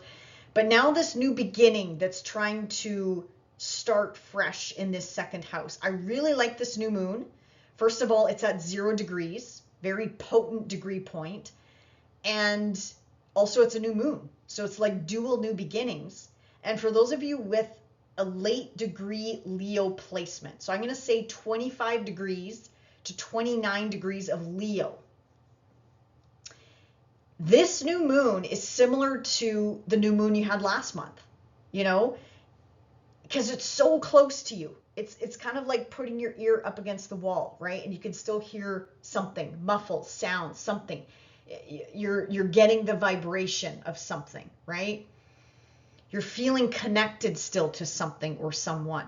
So if this is your sun, late degree Leos, I'm going to say, this is something to do with your career, incorporating something new into the career. If it's your moon, it's incorporating something new on the home front, family front, or something to do with your children, or parental figures, mother, father, parent, parental figures. If it's your rising sign, it's your identity. It's who you are. It's the light that you bring to this world, Leo, however that is, again, whether you're working or not working. So I personally love this new moon. Now, if you are an early born Leo, then I would say this new moon probably falls in your second house. So again, new beginnings on the work front, new beginnings with new financial streams of income coming towards you, coming at you. Or again, thinking outside the box, breaking free from a job, breaking free from one income stream and welcoming in a new, different type of income stream. It could be that as well, because this new moon does make a square up to Uranus. So it's sort of like this new moon is layered up with expect the unexpected as well, in new exciting ways, coming in through your 11th house of social media, of gains from the career sector, older siblings, friendship circles, networking, people that you rub shoulders with personally and or professionally. It's people that you hang out with, right? So there's new beginnings or breaking free from something either in that 11th house connected to the second house of money, of work. This could even be your value system, Leo. You know, this could be tied into your belief systems. What do you value? And if there's anything you don't value anymore, even if it's wrapped up in material possessions, it's time to go, right? It's time to let them go. Property, cars, boats, yachts, whatever. Think material possessions, Leo, right? Let go. Well, you are being asked to let something go with the South Node here. But again, that's a longer story. If you want to check out the eclipse videos down below, please do so. I'll also talk about it next month, where we have eclipses in these two areas of life. So endings and new beginnings when it comes to work and something to do with money and material possessions, I'm going to say. So really nice energy coming in here, Leo. Now let's jump to that full moon in Aquarius in your opposite sign at 16 degrees. So this is happening the 9th of August, give or take a day or two. And this is shining us another spotlight on you, Leo. Because full moons illuminate the entire axis. It's not just about the house it's sitting in, it's about the house across the street. What is it shining a spotlight on? Well, this full moon could be about you. So again, your identity, your body, your health and well-being, what you identify with. Is it your status? Is it because you're married to a certain person, people, places, things, whatever? Like what is your identity wrapped up in? Is it about you or is it about somebody else? And this full moon might be shining a spotlight on that. You know, is it your independence, Leo, or is it about somebody else technically, right? Because this full moon is relationships, right? So it is shining a spotlight on your relationships, whoever you're connected to, people, places, things, love, business, marriage, contracts, agreements, negotiations. This is an ending and a culmination point, Leo. So something needs to wrap up in this area of life. Again, it could be about your identity, could be about your health and well-being, and you're working on yourself emotionally, psychologically, physically. Or it could be about a partnership or a work endeavor. Maybe some of you are changing jobs. Maybe some of you are getting rid of people, places, things in your life that no longer fit. And that's okay, Leo. It's appropriate around this time. Or this month, I'm going to say. Because again, with that second house activation we talked about, now 7th house is more people focused. Second house is more material focused. So something needs to give and take in these areas of life, Leo. And it's okay to release, Okay, it's okay to release, because in order to welcome in something new in this area of life, you have to let something go to make space for something new that is trying to find its way to you. Okay, now let's talk about Venus in your 12th house. This is kind of a cool transit, Jupiter and Venus coming together in your 12th house. This is like magic finding its way to you, Leo. This is synchronicity at its finest. This is lining up the perfect situation to be in the right place at the right time. Regardless, this is benefits coming in through people, places, and things. Venus does rule your 10th house, Leo. So this could be benefits coming in through the career sector, love and money coming in through the career sector. This could also be dating somebody in secret or indulging in secret. So this could be a sexual relationship, a love relationship, or you, Leo, just partying it up to the 9th degree. I'm going to put it out there because it is the 12th house. So, and it's very indulgent energy coming in. Like this is very feel good energy. And because it's in your 12th house, it's hard to say how it's going to manifest, because some of you might feel this and some of you won't feel this because it's the 12th house. So it's kind of like out of sight, out of mind, right? Now, Venus also rules your 3rd house where Mars is, and I'll get to that in a second. So this could also be benefits coming in through a sibling, benefits coming in through a family member, or benefits coming in through a neighbor or something to do with your local community, your local environment. Maybe, again, if this is love coming in for you, Leo, it's in your local environment, but because it's connected to Jupiter, this could also mean love coming in from a distance as well. So it could be either or. If you do start dating someone this month, Leo, it might be in secret at first. Or again, you're going to meet this person in very synchronistic, crazy ways.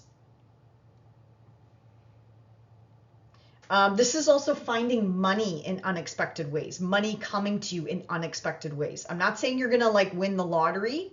If you feel called to buy that ticket, but 12th house is not lottery wins. It's more so about endings and new beginnings. But with the two benefics coming together in this area of life, Leo, this is, again, abundance coming in very unusual ways. Finding a $100 bill on the ground. It could be finding an old dusty check that you never cashed. It could be like just these oddball ways of finding love and money coming your way. And you have that extra layer of protection too with Venus in this 12th house.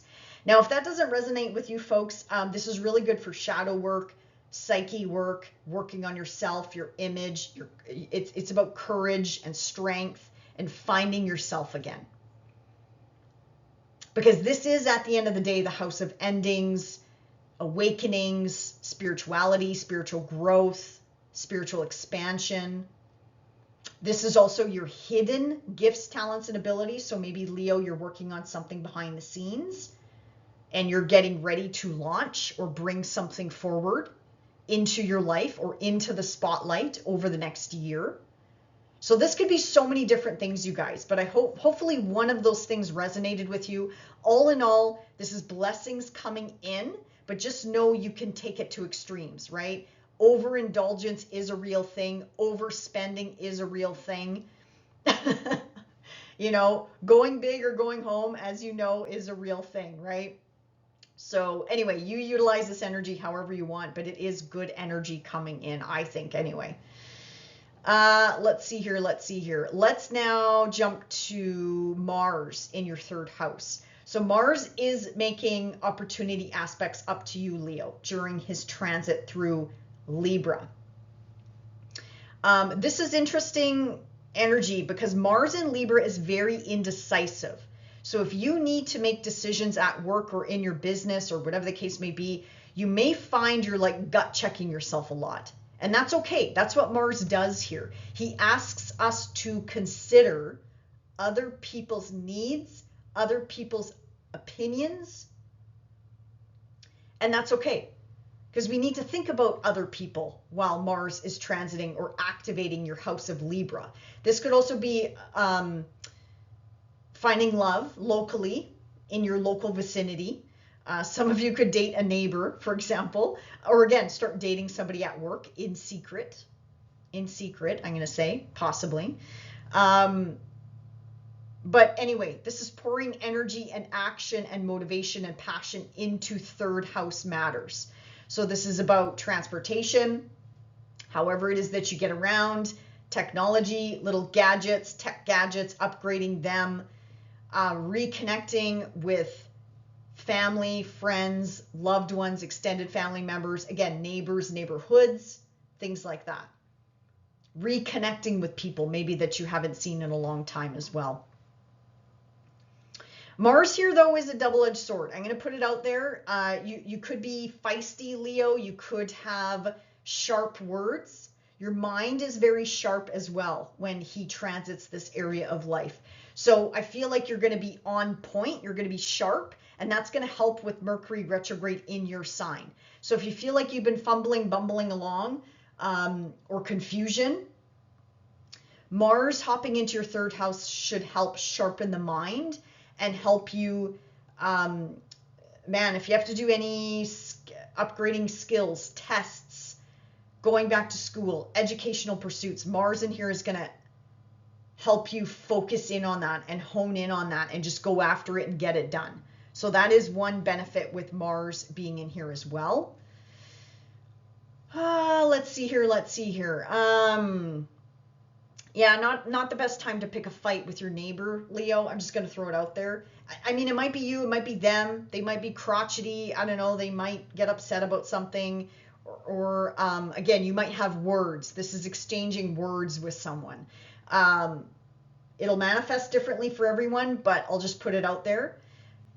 Because again, Mars is a double-edged sword, right? He also inflames and irritates wherever he goes. So this could even be with relatives or siblings, right? So just be mindful of that. If you have a sibling that's hot and heavy, upset about something, or a family member, again, pick your battles wisely, Leo, under this transit, because I don't know if you're going to win. And if you do win, people are going to get hurt. People's feelings are going to get hurt and bruised, and it'll probably take a while for you two to reconnect again. So I'm just going to put that out there. Also, same goes with people at a distance or being a computer, what do you call that? Keyboard hero. Keyboard hero. That's also Mars in the third house as well. Also, ease up on the gas pedal, my friends. This can make you a speed demon on the roads, going really, really, really, really, really fast on the roads.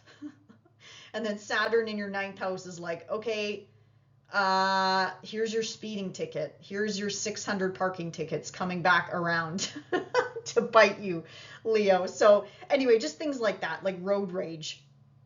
Because Mars rules metal, third house is transportation. So just be mindful of that. And I mean, it could just be zipping around town, right? I'm guilty of that too. I mean, if nobody's in front of me, man, I'm like full throttle, you know, until a cop stops me and I'm like, oh God, oh, okay. I wish someone was in front of me so I didn't speed. So anyway, just things like that, Leo. But all in all, this is going to make your mind very sharp. Like I said, you're going to be very on point. If you have to make any presentations or public speaking, Mars in here will help. Mercury is still retrograde, so you might bumble along the way, but Mars is really going to help you stay on track and stay on point. And again, bring in energy in this area of life as well. All right, Leo, enjoy the month ahead, and we'll see you back here in September. Bye for now. Hey Virgo, welcome to August, and let's talk about where I think your focus will be for the month ahead. And first and foremost, before I forget, if you are celebrating a birthday this month, I want to wish you a wonderful birthday year ahead, and we're going to talk about your new moon. So regardless if you have a birthday this month or next month, Virgo, this is your new moon to plant those seeds of intention for what you want to manifest this birthday cycle and even beyond, because lunar cycles do carry well beyond 6 months, well beyond 12 months. So anyway, let's get started here in your 12th house of Leo. This is where you've had Mercury here since June the 26th, and the sun has been here since middle of July approximately. So 12th house is quiet. 12th house is, some of you will notice this, some of you will not notice this. Mercury retrograde in here though. People, places, things, synchronicity coming back around from the past. And this could also be employers you haven't heard from in a while. Old coworkers you haven't heard from in a while. People that you have not connected to in the workspace in a long time. So you're reuniting possibly with these people, or you're hearing from these people. Also, if you are owed any money, Virgo, from something to do with the workspace, that could be coming in around this time as well. And I forgot to mention, like, Mercury is your ruler, Virgo. Yeah. So Mercury retrogrades always impact you and Gemini personally, because you both are ruled by this planet. So this really could be a reassessment of multiple areas of life: relationships, love, business, work, entrepreneurship, your home life, your place of living, where you want to live. Do you want to move? Do you want to change your image, your identity, the health and well-being of your body? Like, this could really be any area of life that you're sort of ruminating on. Introspection, reassessing.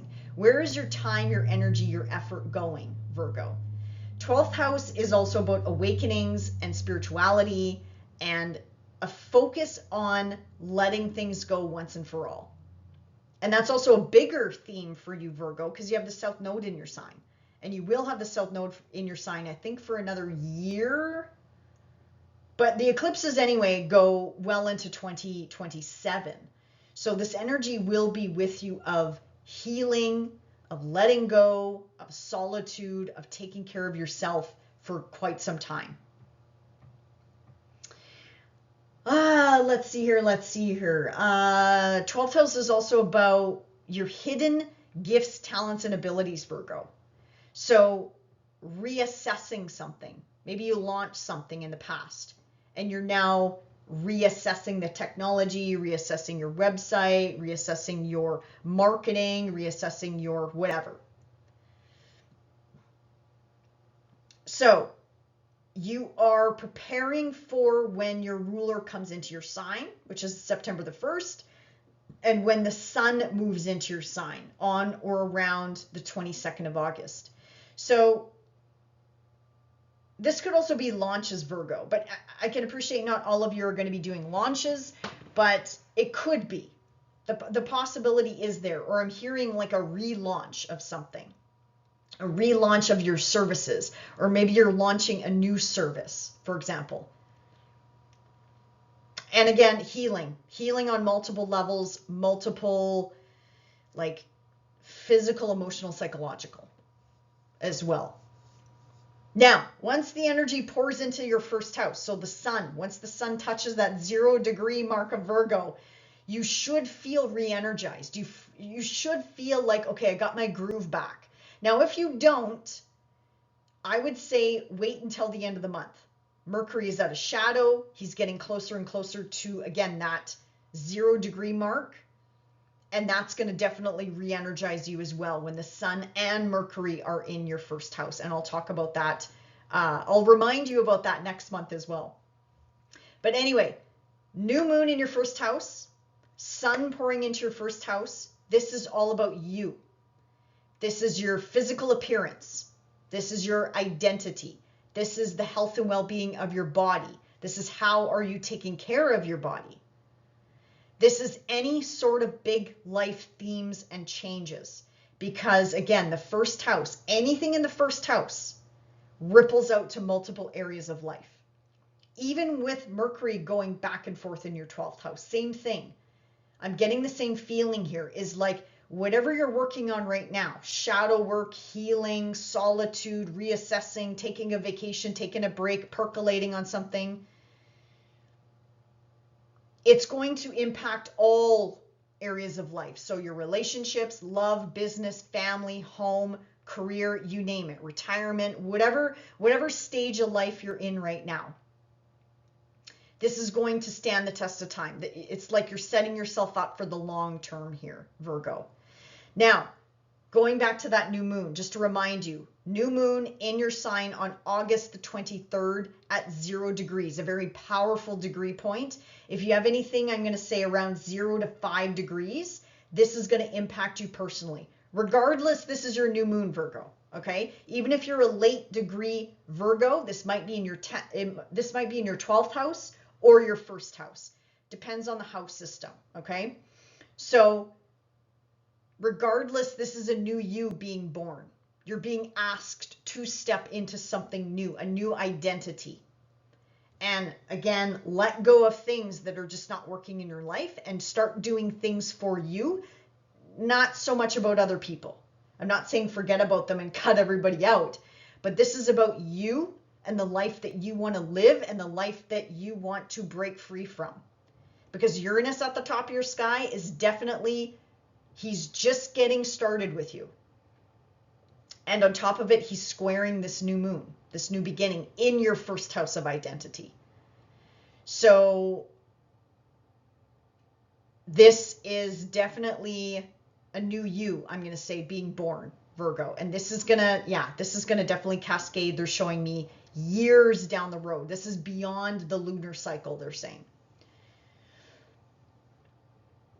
And set those intentions of what you want to manifest. Any area of life, I'm going to say, any area of life. So if you want to call in love, if you want to call in new work, if you want to call in entrepreneurship, if you want to call in a new home. Yeah, you call in whatever you want, Virgo, with this new moon energy. Now, the full moon, let's jump to the full moon, 16 degrees of Aquarius in your 6th house.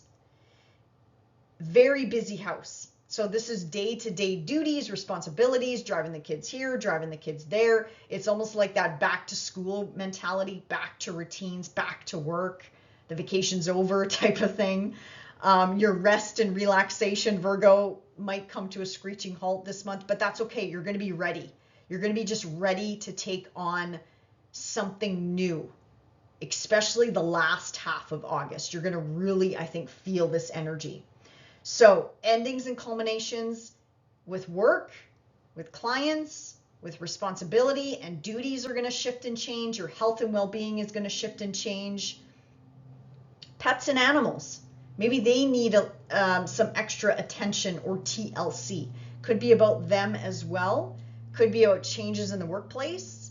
Whether you own a business or run a business, it's going to depend. People coming, people going, people leaving the workplace, people going back to school, people coming in.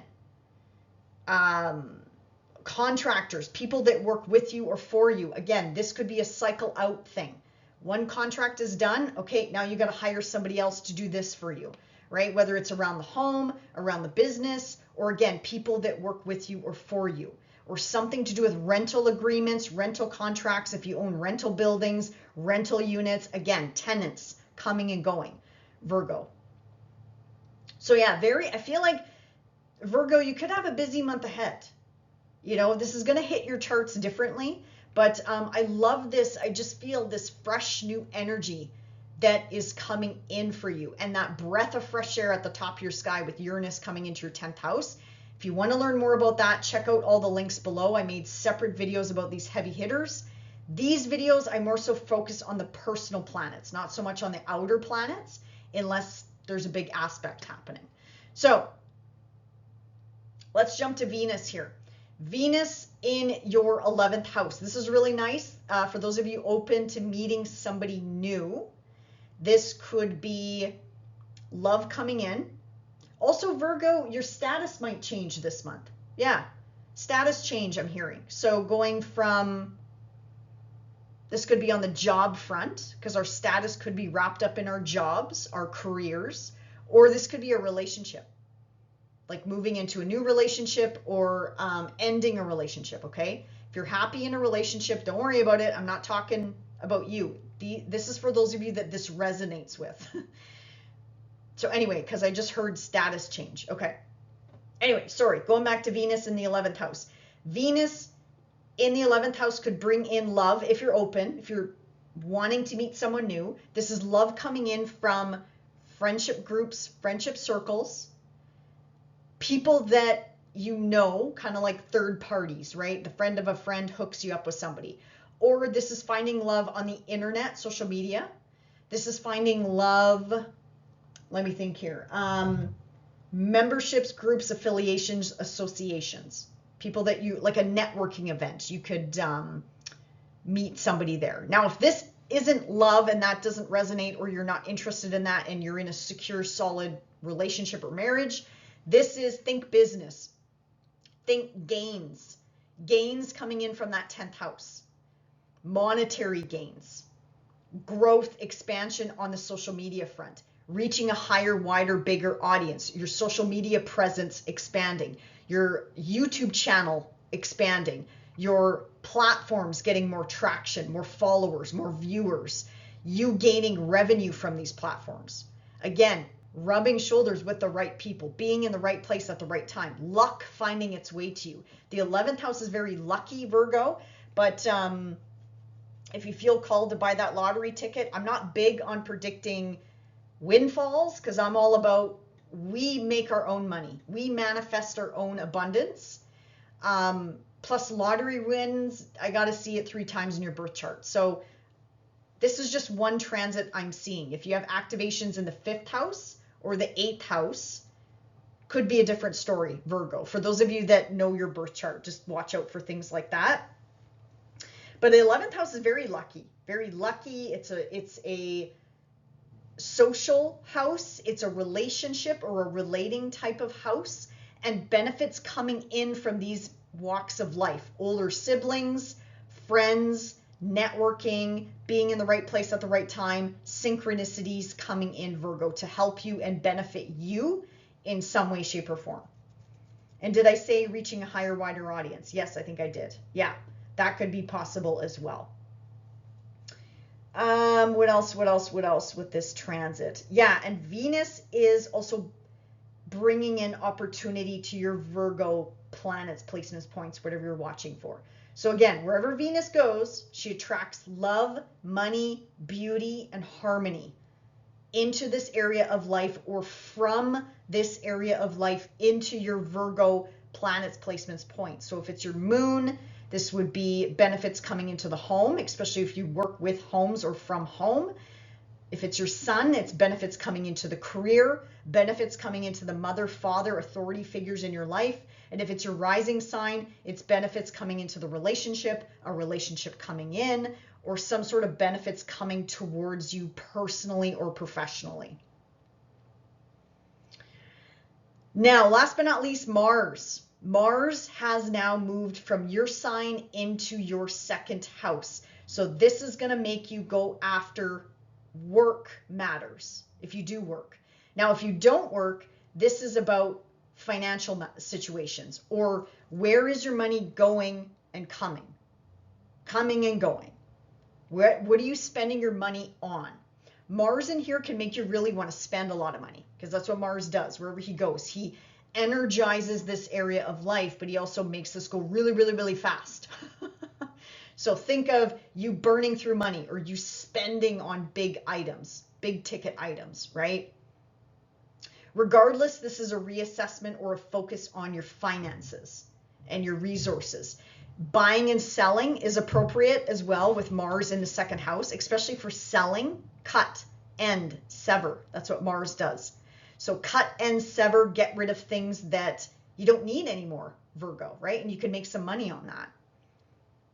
Mars in here is really good for upgrading also your skill set, your talents, your abilities that you can carry with you into that 3rd house and into the rest of your, as he transits through the rest of your sky here. So it's something that you can take into your career. Again, that's if you're working. If you're not working, again, this would be investing your money, making your money work for you instead of it just sitting there, right? I'm not a financial advisor, but money is meant to flow. If money is sitting in your bank account, that's fine, but is it earning interest? Can you work with an advisor to throw it into an account that's going to make you money in the short term or long term, right? because see that there's movement there. But Mars doesn't like stagnation. Mars doesn't like it when we're just sitting on money or stuffing it in our mattress. Mars is going to make you pull that out and do something with that money, right? So you're either going to spend it by buying things, or you're going to invest it, or you're going to move it around bank accounts or whatever, platforms or something like that, right? But I do like Mars in here for work. And if you're looking for a new job, I would say put yourself out there, because with a full moon in your 6th house, this could be endings and new beginnings on the job front. With Mercury going back and forth in your 12th house, this could be opportunities coming back around from the past. And Mars in your 2nd house of work, this is going to make you go after what it is that you want. Or maybe, again, you need to upgrade. You need to learn something new in order to step into new work, in order to be successful and move something forward. So I do like this energy for you as well, Virgo. Otherwise, that is about it. Enjoy the month ahead. Also keep in mind those eclipses, Virgo. Some of you might feel it this month. Some of you might have some manifestation happening in your 7th house of relationships, contracts, marriage, agreement, negotiations, or something to do with, again, your identity, your personality, your physical body, your health and well-being of your body. You might have some of that movement this month in those 2 axes and areas of life, because the eclipses are ramping up this month. They're happening next month, but I have a feeling you and Pisces and Gemini people and Sag people might feel it a little bit earlier, or again, something might manifest this month for you when it comes to these eclipse energies. Anyway, I'll talk about it next month, but enjoy the month ahead, and we'll see you back here in September. Bye for now. Hey Libra, welcome to August. Let's talk about where I think your focus will be for the month ahead. So the sun continues to energize your 11th house of Leo. Now, also what you have here is Mercury retrograde, and Mercury has been here since June the 26th, and he will not leave this area of life, Libra, until September the 1st.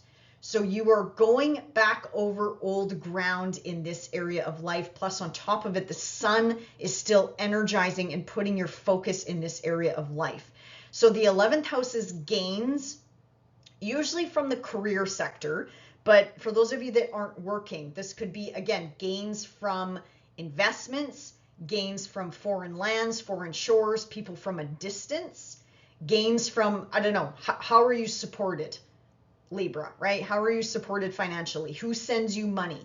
How are you living? How are you paying for the groceries, the taxes, the gas in your car, things like that, Libra. So gains from what source of income could be up for some readjustments or reassessments at this time. Even your belief systems towards gains as well, and how you earn money or how you earn a living.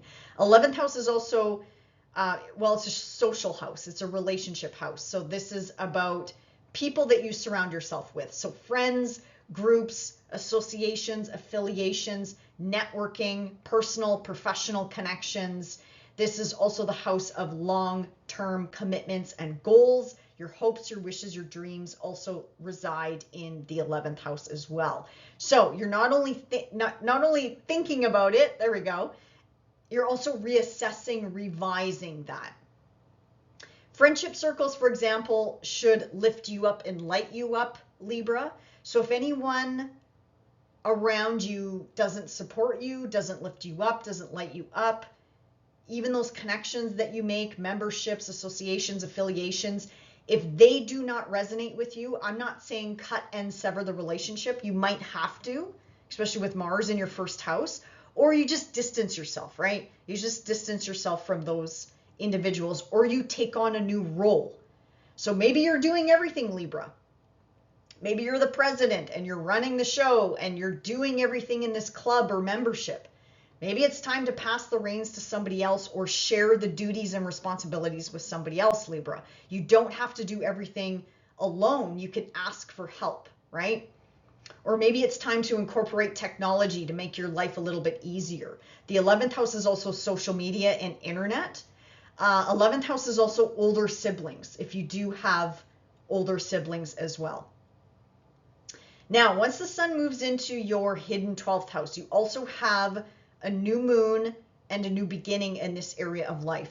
This is kind of like a quieter time of year for you when the sun hops into Virgo, because basically you are preparing for your cycle that's coming up soon, right? So when the sun moves into the 12th house, this is about regeneration. This is about focusing on where is your time, your money, your energy, your efforts being spent. Where's your love being spent? Is that being reciprocated? Are you being met halfway in your relationships? Whether this is in love, whether this is in business, Libra. This is more so a focus on endings and letting go of something. And I know you have a new moon in here, which is a new beginning, but this could be a new beginning of a thought process, a new beginning of a positive mindset, a new beginning of, you know what, I'm going to let go of all this crap once and for all, and I want to move into my new birthday cycle this year with a fresh new start, a fresh new beginning. This area of life is also your hidden gifts, talents, and abilities, Libra. So maybe some of you are trying to get a hobby or a side hustle or something off the ground. You're trying to start something new and fresh. That could definitely be a possibility in this area of life as well. It's getting the rest you need. It's recuperating.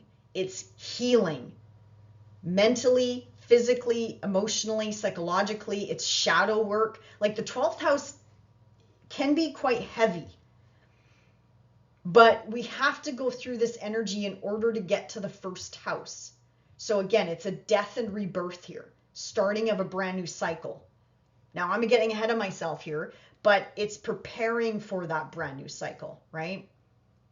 So that's where I think your energy and focus is going to be put this month, Libra. And I would say give yourself permission to slow down and go within. Meditation, solitude. I know you're the sign of relationships, but that downtime is really going to be beneficial for you. And I think you'll even surprise yourself. So recharge your batteries, whatever that means to you. Now, some of you, you need to be around other people to recharge your batteries. So that's okay. You do you, my friends. But some of you do need to take a step back from the spotlight, from your relationships, from whatever you fill in the blank, from work. Take some time off if you can and just recharge. Get away if you can. Again, how do you recharge your batteries? What lights you up from the inside out? So I think that's going to be some of your focus this month, Libra. And again, you have a new beginning in this 12th house. So how do you want to move forward with this new energy that you want to bring in, right? Get rid of the past once and for all. Get rid of the mindset. Get rid of the shadow. Get rid of the gunk. And start something new and fresh. Even just pick up a new hobby, even just temporarily.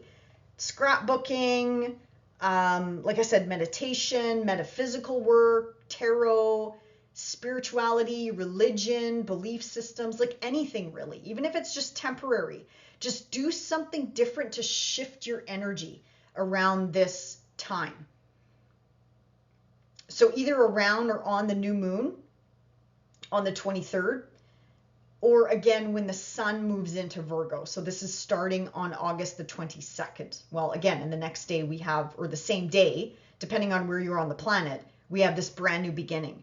So start to wind down, Libra. Give yourself permission to slow down if you can. I can appreciate not all of you this is going to resonate with, but at some point give yourself permission to kind of take a beat, take a step back. Okay, let's move to Venus here, your ruler. So your ruler is at the top of your sky, which I love. So for those of you open to meeting someone new, you could meet someone at work or somebody that you work with, or again, maybe even a client. You know, that's a possibility as well if you're a business owner.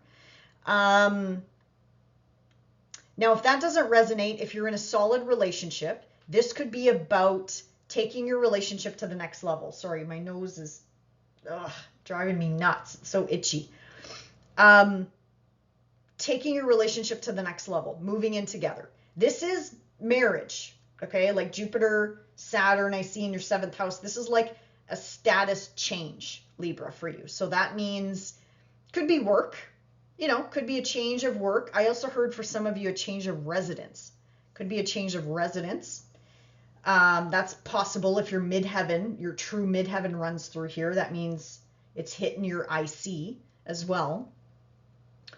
But this is a change of status, meaning going from single to common law, or single to married, or married to divorced. Could be that as well. There's a change here of who you're known for. Does that sound right? Who you're known to be with, what you're known for. There we go. I'm hearing who. I'm hearing who are you known for. That's kind of what I'm hearing in my head. But anyway, these two planets fusing together is very, very, very beneficial, but it is squaring your Libra planet placements points. So that tells me Jupiter and Venus are asking you, challenging you to reassess your relationships, reassess your identity, reassess your status, reassess your career. And because I heard it earlier, maybe even reassess your living circumstances and your place of living, Libra. Because it's in a big angular area of life, it really could impact and ripple out to multiple areas of life. So benefits coming in through the career, new beginnings on the career front, new clients finding your way to you. Now, if you're not working, again, apply this to a financial situation. So how does money flow to you? Does a parent support you? Does a spouse support you? Does the government support you? Do you get, like, how does money come to you? Pensions, RSPs, 401ks, like how does money come to you? That could be up for some change. You might get a big tax rebate. You know, Venus is your ruler, Libra. So this is what I mean. This could really manifest in so many different ways. This could be benefits coming in through a sibling as well, or vice versa. You could be helping out a sibling as well. I can kind of see it both ways. Because again, this is your ruler coming up against Jupiter, and that's just going to expand. Whatever this is, it's going to be about growth, taking the next step, going to the next level. Again, in a relationship or in a work-related matter, I'm thinking. This is really nice energy coming in for your parents as well. Mother, father, authority figures in your life. And or a sibling as well, like siblings, cousins, neighbors, neighborhoods. There's like benefits and blessings coming in here as well, Libra. Okay, and yeah, if you are getting married, I'm going to say this month, really nice energy to have this in your marital birth chart, because every event has a birth chart, right? So if you are getting married with Jupiter and Venus in your marital birth chart, my friends, this is incredible energy to have at the top of your sky. Very successful partnership. Same thing as if you meet somebody this month, or if you're currently dating someone. This is a huge relationship signature that should stand the test of time. But where free will comes in is, are you going to make it work? Are you going to put in the effort? And vice versa. Is your partner going to meet you halfway? Right? This is a very fated, beautiful transit, and it's rare. We only get this transit about once a year in different territory, in new signs. So I love this, Libra, that it's in a very public part of your sky. And this could also be like good for your reputation, your status, putting yourself out there, marketing. Again, you're a magnet in this area of life. So bringing in new clients, new work, new money, like you name it. This should be very beneficial for you, Libra. But I can also see how Jupiter and Venus are challenging you to step outside of your comfort zone too, because it is squaring your energy in Libra. Especially if you have anything around 15 degrees of Libra, you will probably feel this the most, but regardless, you got blessings coming in at the top of your sky in your career house. Okay, let's move on to Mars here, because Mars is in your first house for the next 6 to 8 weeks. So Mars is really going to jazz up your sex drive. I'm just going to put that out there. Mars is going to make you go after whatever you want. Again, this is in your first house. So this could be about you, your image, changing your image. You know, Mars does rule sharp objects. So maybe you want to change the way you look on the outside, like surgeries, I'm thinking that's possible. Or this could be an internal fire that starts under you or within you, and it makes you go after whatever it is that you want. Love, business, money, work. I just heard networking or something like that. Networking, marketing, that too. Whatever this is, channel it, my friends. Mars rules your relationship sector and also your work sector. So go after pretty much whatever you want, my friends. Yeah. You're going to be laser focused, razor sharp. You might even come off as not yourself, right? Because you're ruled by Venus. And then when Mars transits your first house, you kind of take on those traits of just going after whatever it is that you want. But you will, like, Mars in Libra is nice about thinking about the other person, right? It's that harmony. It's, okay, if I do this, how is it going to impact my partner? How is it going to impact the other person, right? So you will gut check yourself, but you'll find you'll really want to take the bull by the horns, and you'll want to just go after whatever it is that you want, my friends. And you will manifest it. You will. Even when Mars moves into your second house of work, of finances, of resources, it's like full on, right? Even though I know I'm talking out of both sides of my mouth, because I just said to you, okay, the sun is kind of setting on your birth chart, time to take a step back, time to take it easy. But for some of you, this is not your 12th house that this is happening in, right? So for those of you that doesn't resonate, Mars is going to help you get your groove on and make you move after whatever it is, chase after whatever you want, whatever your heart's desire. I would say go for it this month. But then there is some of you where you do need to take a step back. You do need to incorporate rest, relaxation, taking it easy, because you are preparing for a new cycle, right? Once your birthday cycle comes around. So hopefully that didn't confuse you. Like I said, it depends on where exactly this energy is landing in your birth chart, how it's talking to your birth chart, how it's talking to all of your angles, and then how it could manifest in different areas of life here. But really nice energy coming in this month, Libra. So let me just double check. I don't want to forget anything. Enjoy the month ahead. Oh no, did we? I think I missed the full moon. Did I miss the full moon? I was just about to close out here. Okay, I think I might have missed your full moon. I can't remember now. Isn't that horrible? Okay, I'll say it again. Forgive me if I'm repeating myself, but I think I skipped over the full moon in Aquarius. Okay, you have a full moon down in your 5th house of romance and dating and creative projects and creative endeavors. And maybe something to do with your kids. Endings and new beginnings with your children as well. So Libra, this could be an ending, a culmination point with something to do with 5th house matters, including romance and dating and self-expression and hobbies. And it is shining a spotlight on your house of Leo, which we did cover off there. So friendship circles, networking, being in the right place at the right time, social media, the internet, having a presence online, putting yourself out there. So the full moon is illuminating this axis.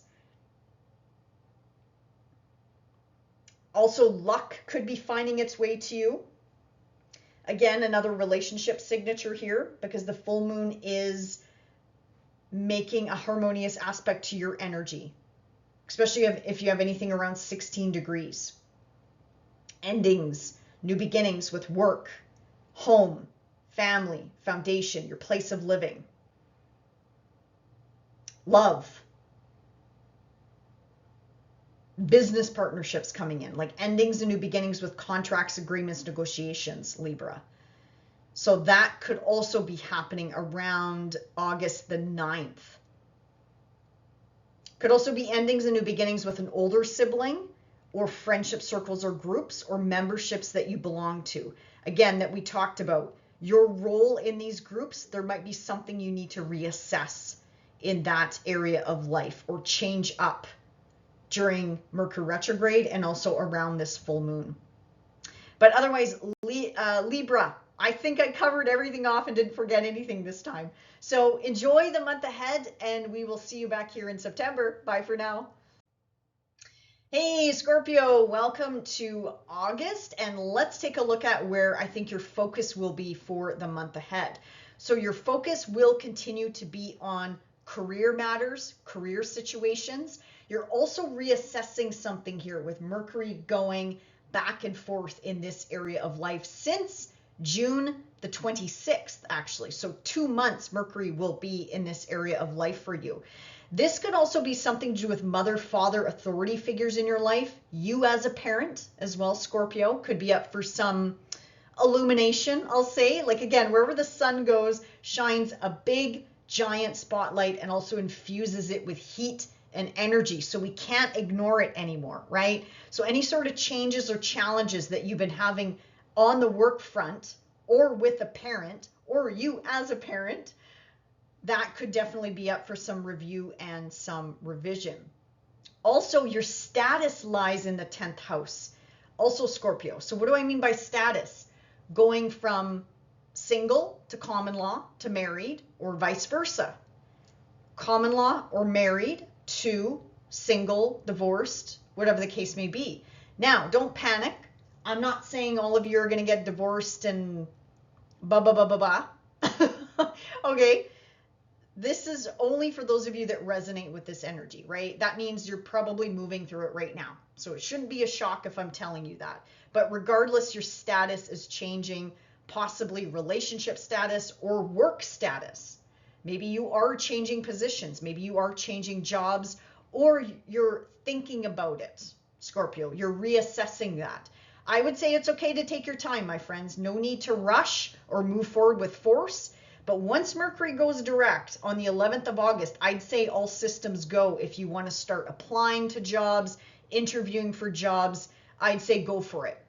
If you have to sign on the dotted line this month, my friends, double, triple check everything. Because Mercury retrograde can really throw a wrench into that offer letter, something that you missed or misunderstood. So ask 1,000 questions, Scorpio, especially if you are signing on the dotted line with something big, right? Like a job, for example, or something to do with your clients or your business, right? You definitely want to make sure you understand everything. Now, once the sun moves into your 11th house, you also have a brand new beginning here. So fresh new starts in this respective area of life. Could also be new beginnings with siblings as well. Older siblings, but I'll widen the net here with, in general, siblings.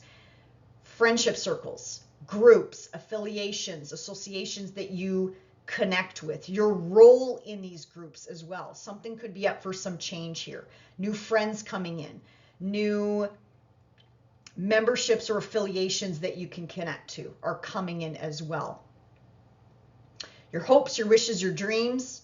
This is your long-term commitments and goals. This is social media. This is networking. This is rubbing shoulders with like-minded individuals, Scorpio. So really nice energy coming into your 11th house. This is also the house of gains, attracting in people, places, things, the right people, places, things into your life.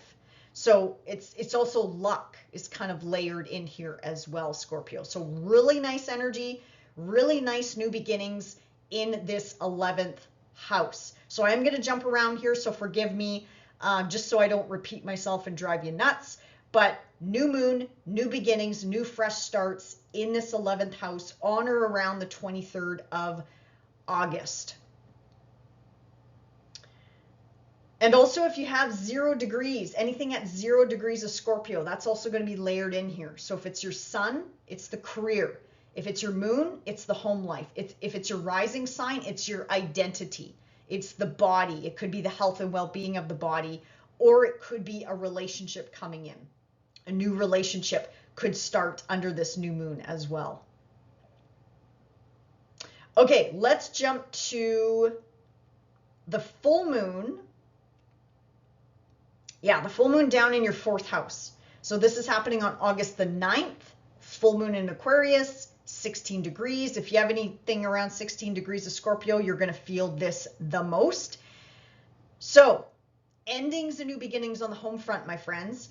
Buying and selling a property, moving, quite literally moving, especially if your home line goes through here.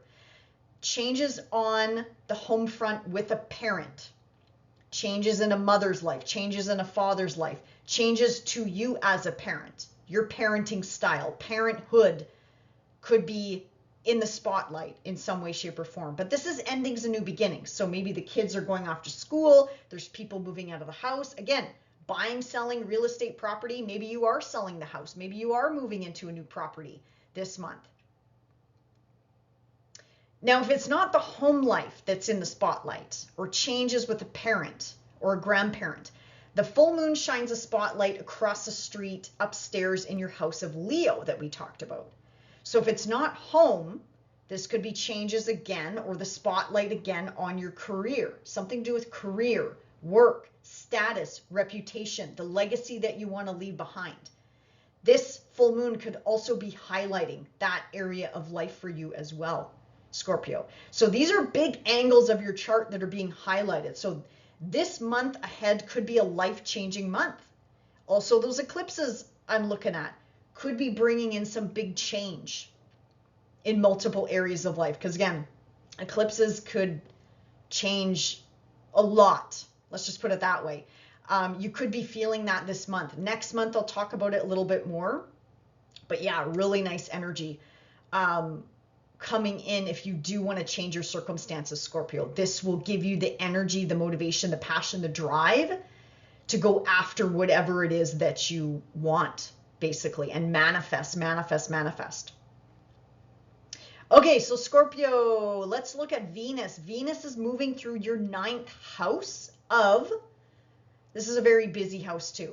So legal matters, legal situations, immigration, citizenship, passports, paperwork, traveling. Really good signature, by the way, for traveling, with Venus and Jupiter coming together. This could be finding love at a distance if you're single and looking. This could be benefits coming towards you at a distance. So somebody at a distance is bringing in benefits towards you. This could be benefits coming in on the work front. This could be benefits coming in from a child or benefits coming in to your children or to your family, for example. Really nice energy for you, Scorpio. And on top of it, it's pouring in blessings into your planet's placements points, whatever you're watching for. And what else? If you have any legal battles or legal situations, they should wrap up at this time, I'm thinking. I'd have to see your chart to say, oh, it's going to go in your favor, or it's not going to go in your favor. But I mean, Jupiter, the 2 benefics in your 9th house, I'm going to say it's extremely beneficial for you. It looks really, really good. Okay. I'm not saying you're going to win 1,000,000%, but I would say something is on your side for sure. Like these planets are definitely working with you, not against you, is what I would say. Educational pursuits look fantastic. Education, learning, teaching, publishing. Man, if you're looking for a publisher, if you're looking to reach a higher, wider audience, Scorpio, it could be full on with Venus coming into this area of life and connecting with Jupiter. That is a blessing in itself. Or anything to do with educational pursuits, foreign lands, foreign shores, foreign cultures. There's blessings coming in from this area of life. This is the house of the gods, my friends. So very nice energy coming towards you for sure. Love, money, blessings coming into this area of life for sure. Okay.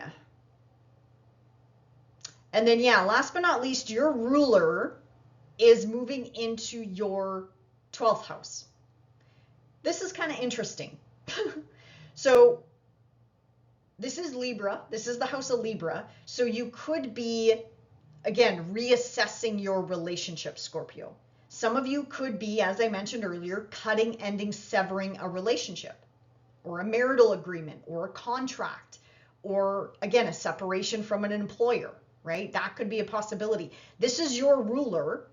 So I feel like it could touch multiple areas of life. But just looking at the 12th house, this is endings, a focus on endings for when Mars hops into your sign in about 6 to 8 weeks from now, which is going to re-energize you from the inside out. But it's kind of, this is like Mars, think of a bowling ball rolling around in the attic, right? It's noisy, it's loud, you can't ignore it. You got to just go upstairs or go downstairs or go into the closet and deal with it, right? This is skeletons coming out of the closet. This is skeletons rattling around in your closet, Scorpio, and you got to get them out. You got to clean them out once and for all and get rid of them, you know? So Mars in here is also, it might, how do I say this? It might be difficult to get decent sleep. So keep that in mind with Mars in the 12th house. So get into a good sleep habit now, I would say, because that's going to help you. Shut down the devices, try to reduce the stimulation, because Mars is going to make you, the mind go, well, it's going to be active. Let's just say it that way. Like your mind is going to be kind of like go, go, go. Mars is also going to bring things from the subconscious to the conscious. So just know Mars is helping you clean out the closets, clean out the sludge, clean out the whatever, right? Anything that's being brought up at this time, whether psychological, emotional, or literal, things being, again, Mercury retrograde, people, places, things coming back around, right? That's pretty traditional with, or normal, I should say, with Mercury retrograde. So if anything is coming back around from the past, it's being brought up for a reason. It is being asked to acknowledge it. Don't push it down, Scorpio. Acknowledge it. Be like, yeah, I hear you. I see you. I feel you. Thank you for that reminder, but I don't need this anymore. And release it. Let it go. Work with the appropriate people if you have to, like even massage, I'm feeling, right? Some of you, it's the toxins in the body. Get them out. Sweat them out. Work them out somehow. Work with a light worker, work with a therapist, like you do you. If you're called to a practitioner, I would say work with that healthcare provider, practitioner, whatever, to get this energy out of you, Scorpio, so you can start fresh when your ruler hops into your sign, if that makes sense. But yeah, if you feel restless, that's what this energy is. It's probably Mars rolling around. And he's doing it for a reason, right? Also, for those of you working on something behind the scenes, this could make you laser focused in on it, right? For those of you, especially if you're trying to launch something or bring something forward, Mars can help you hone in on that, right? Just be mindful of burning the candle at both ends, my friends, okay? And again, Mars can make you an overactive mind, like overdrive, right? So please make sure you give yourself downtime, my friend. Anyway, I won't harp on you about that anymore. I feel like an old grandma. Okay, let's see. Did I miss anything? I don't think so. Okay, Scorpio. Enjoy the month ahead, my friends, and we will see you back here in September. Bye for now. Hey, Sagittarius, welcome to August, and let's first talk about where I think your focus will be for the month ahead. So 9th house, 10th house, Sag, for you. Plus, on top of it, you have Mercury retrograde in your 9th house, and you have a brand new, fresh beginning in your 10th house of career. So let's break this down. 9th house, legal matters, legal situations, legal battles that you may or may not be facing right now or going through right now. That could definitely be in the spotlight. Travel, citizenship, immigration, paperwork could also be in focus. Also, anything to do with foreign lands, foreign shores, foreign cultures. That could be up for some review, reassessment, revisions at this time. Also, let me think here. Educational pursuits, going back to school, thoughts of going back to school, researching going back to school, finding a publisher, writing, putting yourself out there, reaching a higher, wider audience in your business or whatever the case may be. Or again, just traveling, right? If you are traveling right now, how has it been? Because with Mercury retrograde, especially in the 9th house or the 3rd house, that can be a pain in the butt. But Sag, you have a good sense of humor, so at least you can kind of laugh that off, right? But definitely double, triple check your itinerary, your rental car, your flight plan, like whatever. If you're traveling, Sag, just double, triple check everything, especially if you're long distance. But yeah, really nice energy coming in if you are also, again, looking for a book publisher or something to do with putting your services out there, reaching a higher, wider audience. Really nice energy to review, reflect, revise on that. Now, once the sun moves into your 10th house, this is highlighting your career. This is putting energy and focus with regards to your status, with regards to your reputation, mother, father, authority figures in your life. This could also be new beginnings for them as well, because keep in mind you have a new moon here, so a new beginning, a fresh new start here as well. Focus on career, focus on getting ahead, focus on making money.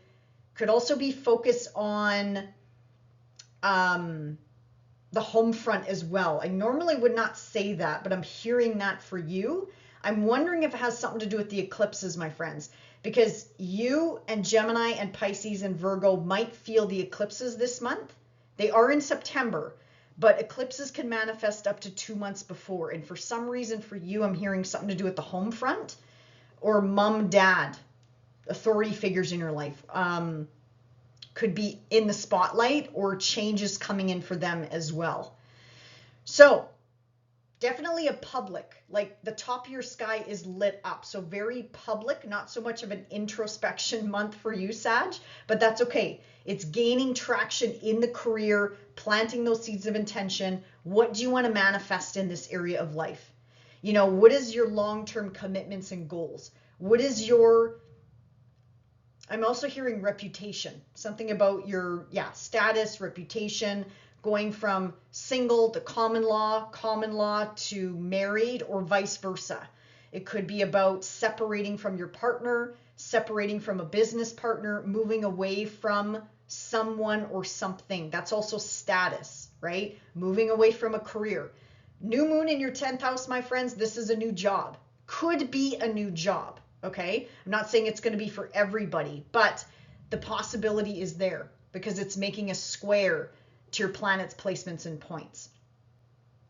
So I do like that energy coming in for you.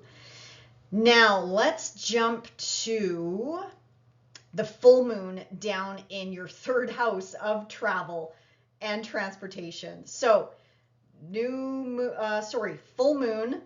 Sorry, I'm reading and talking, which doesn't mix sometimes with me. So full moon in Aquarius. There we go. Full moon in Aquarius on August the 9th, give or take a day or two, depending on where you are on the planet.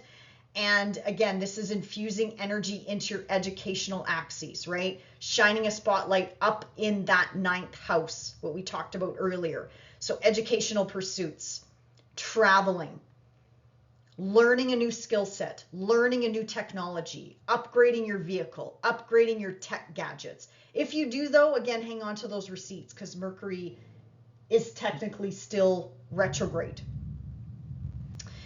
Also, this could be shining a spotlight on your extended family members as well. So this could be Let me think here. So this could be cousins, relatives, siblings, extended family members. So this is an ending, a culmination for them in some way, shape, or form. Possibly. Like I said, if this full moon isn't about you, Sag, it's about somebody else, right? Or it's making progression in your educational pursuits, in your learning something new. This is a closing of one chapter and opening up a brand new chapter for you. Again, whatever that means for you. This is also, let me see here. Yeah, shining a spotlight on anything that I mentioned to do with your 9th house, right? Legal matters, legal battles that you've been going through, legal situations. So something could be coming to a culmination point in that area of life as well. Or again, watch out for that Mercury retrograde. If you have to sign on the dotted line with anything, make sure you understand what you're getting yourself into, or understand what the actual settlement is, because something might be misunderstood on your end or the other person's end. So also watch out for that as well. Again, not a doom and gloom thing. It is what it is, right? We can't stop these things from happening. All we can do is pivot and adjust, right? 3rd house is also neighbors. You might get some new neighbors, or some changes in the neighborhood environment where you are living. That could be a possibility as well. So new neighbors coming in, neighbors coming out, or moving out, I should say. Just changes in your local vicinity, your local environment. This is also social media, the internet. Did I mention transportation? Yeah, transportation, or however it is that you get around. That could be up for some changes as well. Again, think endings, culmination point. All right, so Sag, let's jump to Venus now. So Venus and Jupiter coming together in your 8th house. This is incredible for finances. This is really nice energy coming in for financial support from other sources. So this is money coming to you from another source. This could be a partner. This could be an investment. This could be a big payout, government, alimony, your business, work, bonuses, commissions, taxes. This is definitely something big coming into your life, Sag, which I definitely love. Expansion of money, expansion of love. If you meet anyone under this transit, you know, possibly will stand the test of time, I'm going to say that, or you definitely have sort of like this karmic connection between the two of you. Could be new work coming in for you, Sag. Or let's see here, new friendship circles, new groups, associations, affiliations, or benefits coming in from these people. Benefits coming in from clients, benefits coming in from work, benefits coming in from siblings or friendship circles, people that you are connected with.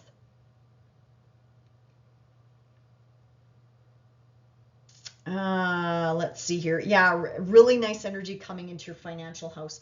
Or this is boosts for your partner.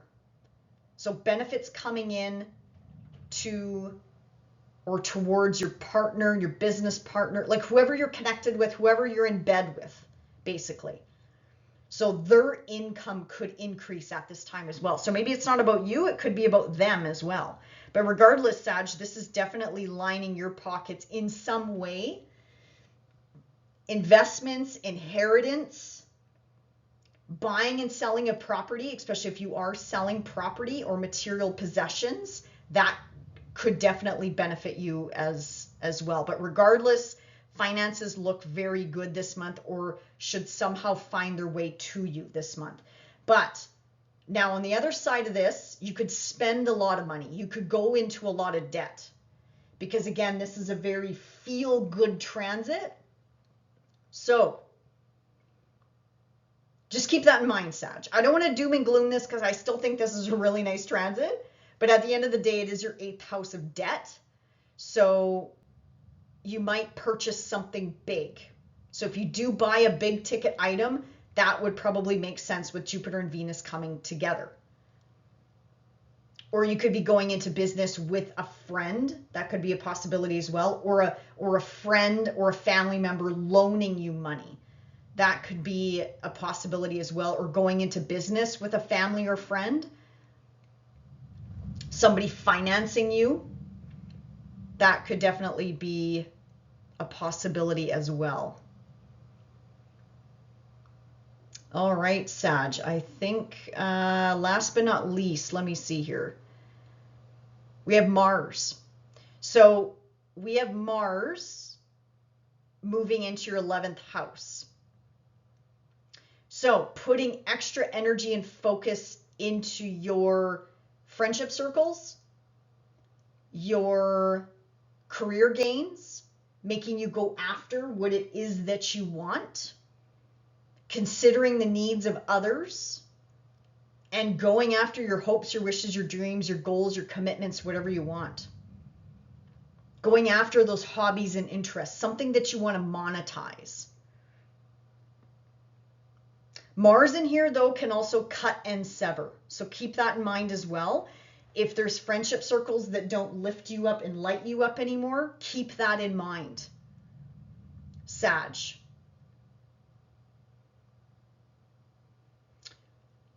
All right, I think that is about it for the month ahead that I wanted to talk about. But let's see here. Also cut and sever goals, commitments that aren't working anymore. Relationships that aren't working anymore. Cut and sever them, Sag, I would say. All right, my friends, I think that is about it that I was going to talk to about the month ahead. Otherwise, enjoy August, and we'll see you back here in September. Bye for now. Hey Capricorn, welcome to August, and let's talk about where I think your focus will be for the month ahead. So first, let's start with the sun continuing to move through your 8th house and then eventually moving into your 9th house. So let's break this down here by the houses. So the sun is still pouring energy into your 8th house, Capricorn. Plus you've had Mercury in here since June the 26th. So this is about reassessing your financial situation or finances with a partner, whether this is a marital partner, a common law partner, a business partner, anything to do with finances and resources and material possessions and property that you have with another person or individual or business, for example. So there's some reassessment happening here. Plus the sun is still energizing this area of life, asking you to bring in some light, heat, focus into the 8th house. Now, if it's not about money, Capricorn, so your money or other people's money, this could also be about taxes, debts, loans, consolidating debt, or taking out a loan. I was going to say going into debt. That could be a possibility as well. So again, mortgages, car loans, business loans, whatever the case may be, you could be signing on the dotted line with regards to financial situations. Or again, taxes, tax breaks coming in, taxes, something to do with something's coming back around in this area of life, Capricorn. Because again, Mercury is asking you to revise, reassess, redo, relook at something in this area of life. 8th house is also deep psychological change, very powerful, big life changes and shifts happen in the 8th house as well. This could be endings and new beginnings on the work front or the business front, or again, transformation that needs to take place on some sort of financial front connected to a business or connected to the psyche, connected to you, yourself, your physical body, your health and well-being, because it's very, 8th house is also about fear, power, and control issues as well, Capricorn. So that push-pull mentality, you know, anything to do with the psyche could also bleed into manifestation in the real tangible world, right? So you can see how these things can kind of go hand in hand. Also, intimacy and sexuality is also in the 8th house as well. Now, once the sun moves into your 9th house, you also have a new beginning here, Capricorn, as well. So this is all about religion, spirituality, legal matters or legal situations that you've been moving through, higher education, teaching, book publishing, writing, blogging, reaching a higher, wider audience, citizenship, immigration, paperwork, long distance travel, or anything to do at a distance, Capricorn. So this is foreign affairs, dealing with people from all walks of life or all over the globe, so to speak. This is about pushing yourself outside of your comfort zone. This is maybe integrated into your belief systems, ethics, what you're passionate about, and what you're trying to push out there or put out there, for example. Because this is a big energy coming in, Capricorn. This is a big ask of push yourself to something new. Push yourself into something new, Capricorn. Challenge yourself in a new way. This could be literal, mental, psychological, or spiritual, because this is the house of the gods after all, Capricorn. And if you have anything around 0 degrees, I'd say 5 degrees on either side. This would be adding in an additional layer. So if it's your rising sign, it's about your identity or your physical body or the health and well-being of your body, or something to do with a new relationship coming in, new partnership coming in, love or business, or a new contract or a new agreement coming in. Could be an international connection as well. If it's your sun sign, at that early degree point, this would be your career. If it's your moon, it's something to do with your home, your family, foundation, or new beginnings with mother, father, authority figures in your life as well, Capricorn. So regardless, really nice new beginning for you, my friends, up in this 9th house. Now let's move into the full moon. So the full moon in Aquarius, August the 9th at 16 degrees. This is also highlighting your financial axes that I mentioned earlier with the sun and Mercury, emphasizing that Leo house, which is also a financial house. But the 2nd house is more personal to you, Capricorn. So this is about your finances, your resources personally, how you make money personally. The 8th house is about how does money flow to you? Is it through clients? Is it through a partner? Is it through a parent? Is it through a child? Is it through the government? Is it through, you fill in the blank, right? A pension, retirement fund, whatever. But the 2nd house is illuminating, okay, Capricorn, what do you value? Do you really need all those material possessions? Can you get rid of things? Also, the full moon is putting a spotlight on money coming in and money going out. How is money flowing in and how is money flowing out, Capricorn? That could also be in the spotlight as well. This could be changes on the work front, whether you own a business or run a business. This could be changes to your belief system, your value system. Again, what do you value, Capricorn? Do you really need 3 sports cars in the garage, right? Do you really need 10 properties? So think about buying and selling with this full moon, again, illuminating the entire axis. It's not just about your 2nd house. It's also pointing or shining a spotlight into your 8th house as well, which we already talked about. So think endings and new beginnings with work, with your value system, with finances, resources, income, material possessions, how you earn a living, what belongs to you, endings, culmination points, sort of like, okay, next chapter. Now let's jump to Venus. So Venus in your 7th house of relationships is really beautiful, Capricorn, especially coming together with Jupiter. Some of you could be getting married. And if you are getting married, Capricorn, within the next month, to have this signature in your marital chart is off the charts beautiful. Incredible, incredible energy. If you are starting a new partnership in love or in business, this is a really nice signature to have in the event chart, right? Because everything has a birth chart, right? Not only your birth date, the day you moved into a house, the day you built a house, the day you built a business, everything has a birth chart. The day you got together with somebody, the day you got married, the day you got divorced, everything has a birth chart, my friends. So the day you got pregnant, like all of that has a birth chart. So beautiful signature to have for those of you that are taking that leap of faith this month on someone or something new. But regardless, Capricorn, this is benefits coming in through people that you're connected to.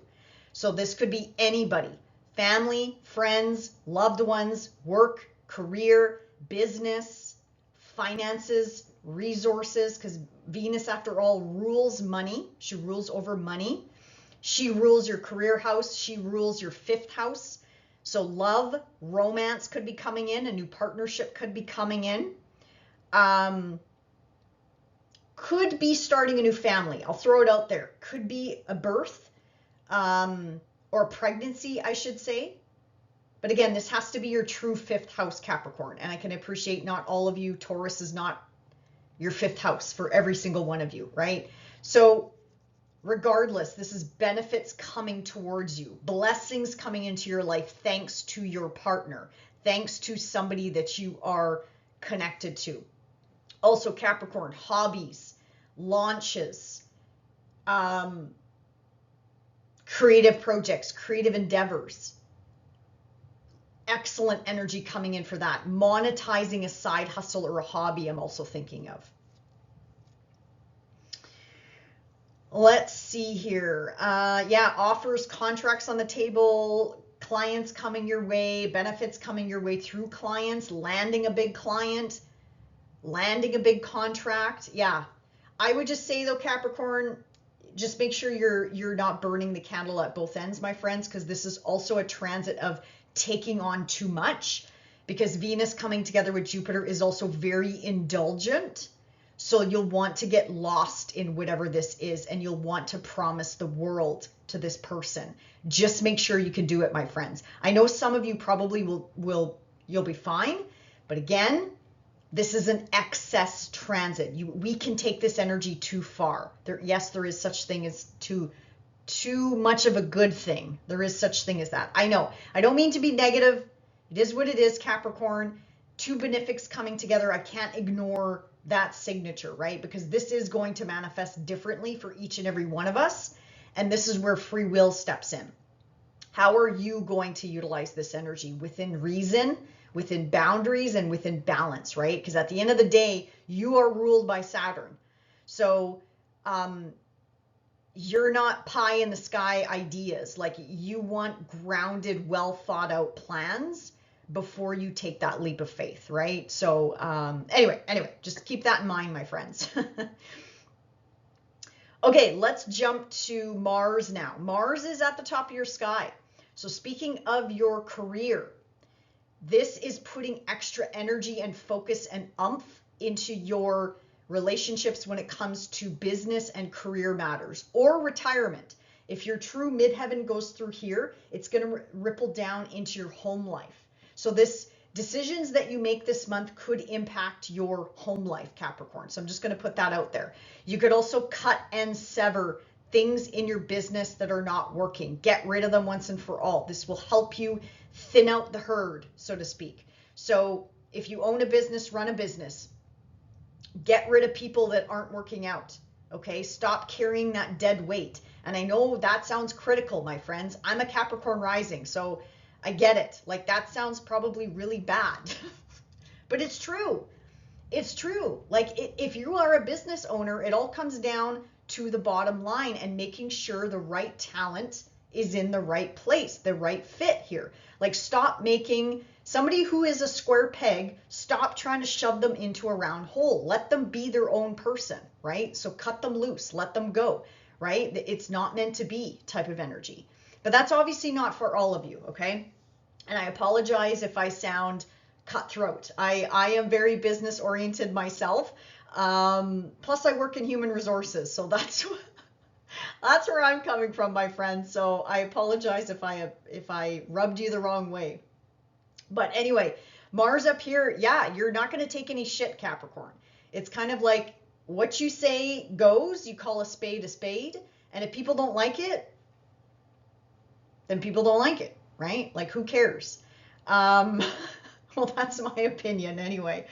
Mars up here, though, will make you laser focus in razor sharp when it comes to career matters, or again, something to do with your status, your reputation. Probably Capricorn, not the best time to pick a fight with your boss. So for those of you that do work for somebody else, yeah, maybe not a good month to, not a good month to pick a fight, my friends. But you do you. I don't know. Maybe you need to go toe to toe with someone. I don't know. This is going to make you very competitive. It's going to make you very, like, you're going to go after what it is that you want, where you want, how you want. It is what it is, my friends.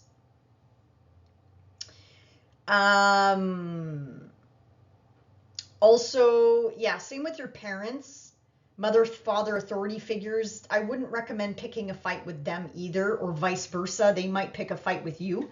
They might be kind of feisty, because Mars up in the 10th house can make a parent or somebody in authority kind of feisty, crotchety. They might come at you. Just try to let it go.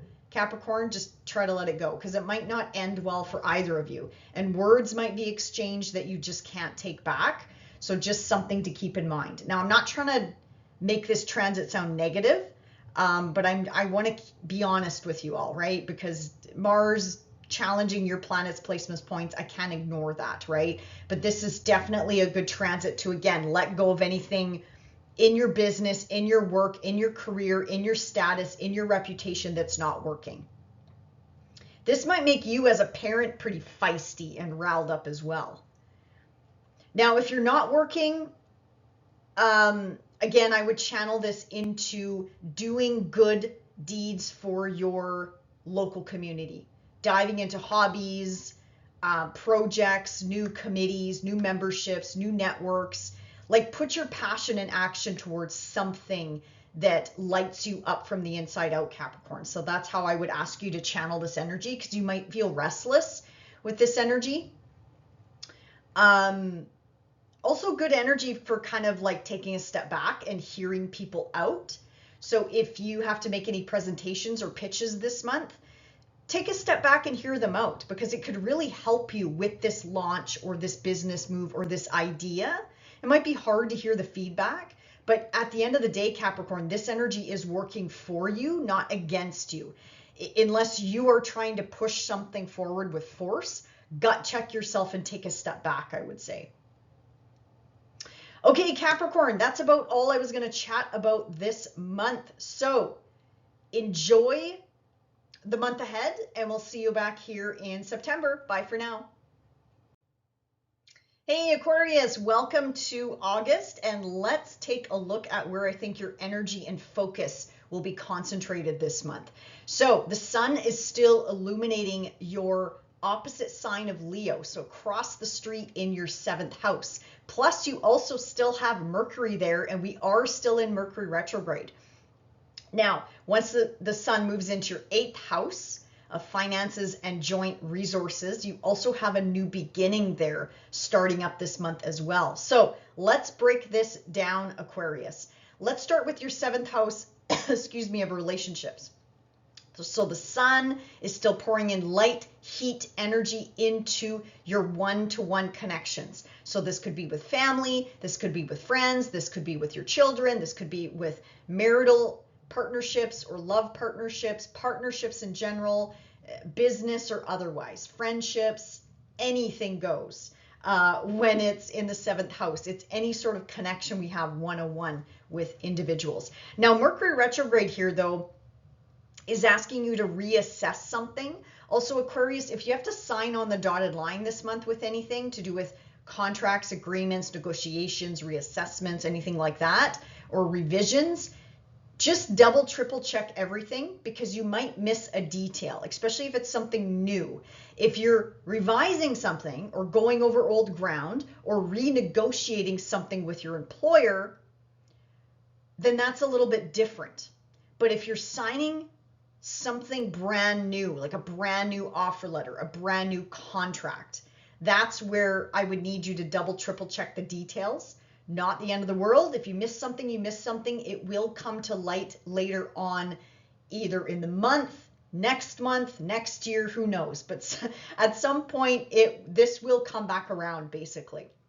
Maybe perhaps at the next Mercury retrograde, which is happening, I believe, in November-ish time frame. So again, not the end of the world, just something to pay attention to. But yeah, lots of energy coming into your relationship sector. Now, once the sun moves into the 8th house, this is pouring energy into deep psychological matters.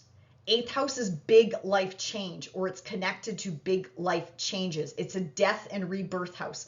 I'm not saying anyone's going to die, but you do have a brand new fresh start in this area of life. So this could be about joint resources, joint assets with another partner. How does income flow to you, Aquarius? Do you have a parent that supports you? Do you have a lover that supports you? Do you have, I don't know, pension, government money? Like, how does money flow to you? Who are you in bed with, so to speak, financially? 8th house is also debts, taxes, loans. So some of you could be getting a new mortgage or remortgaging something, or consolidating your debt, or getting a new, I was going to say a car, I was going to say a loan, but then I was just about to say a car loan. Okay, loans, period, could be coming up this month. Or again, you could be signing on the dotted line with a joint venture or joint resource. This could also be a business loan as well. 8th house is also shadow work, like again, deep psychological work could be coming in here. That's more of a quieter transit though. So again, depending on your personal birth chart and how this will manifest for you personally, or if it even resonates with you. 8th house is also about sex. It's a deep, passionate, intense house. Fear, power, control issues also lie in this area of life too. So with the sun illuminating this area of life, Aquarius, if there's anything that comes up from the past, Mercury retrograde is so famous for this. I forgot to mention that. People, places, things coming back around from the past. Again, employers, old lovers, old business partners, old marriage partners, old high school flings, things like that could definitely be coming back around with this transit. Now, sorry, going back to this fresh new beginning, it's sort of like a new way of looking at your life. It's that deep psychological change. What is your relationship with fear, power, control?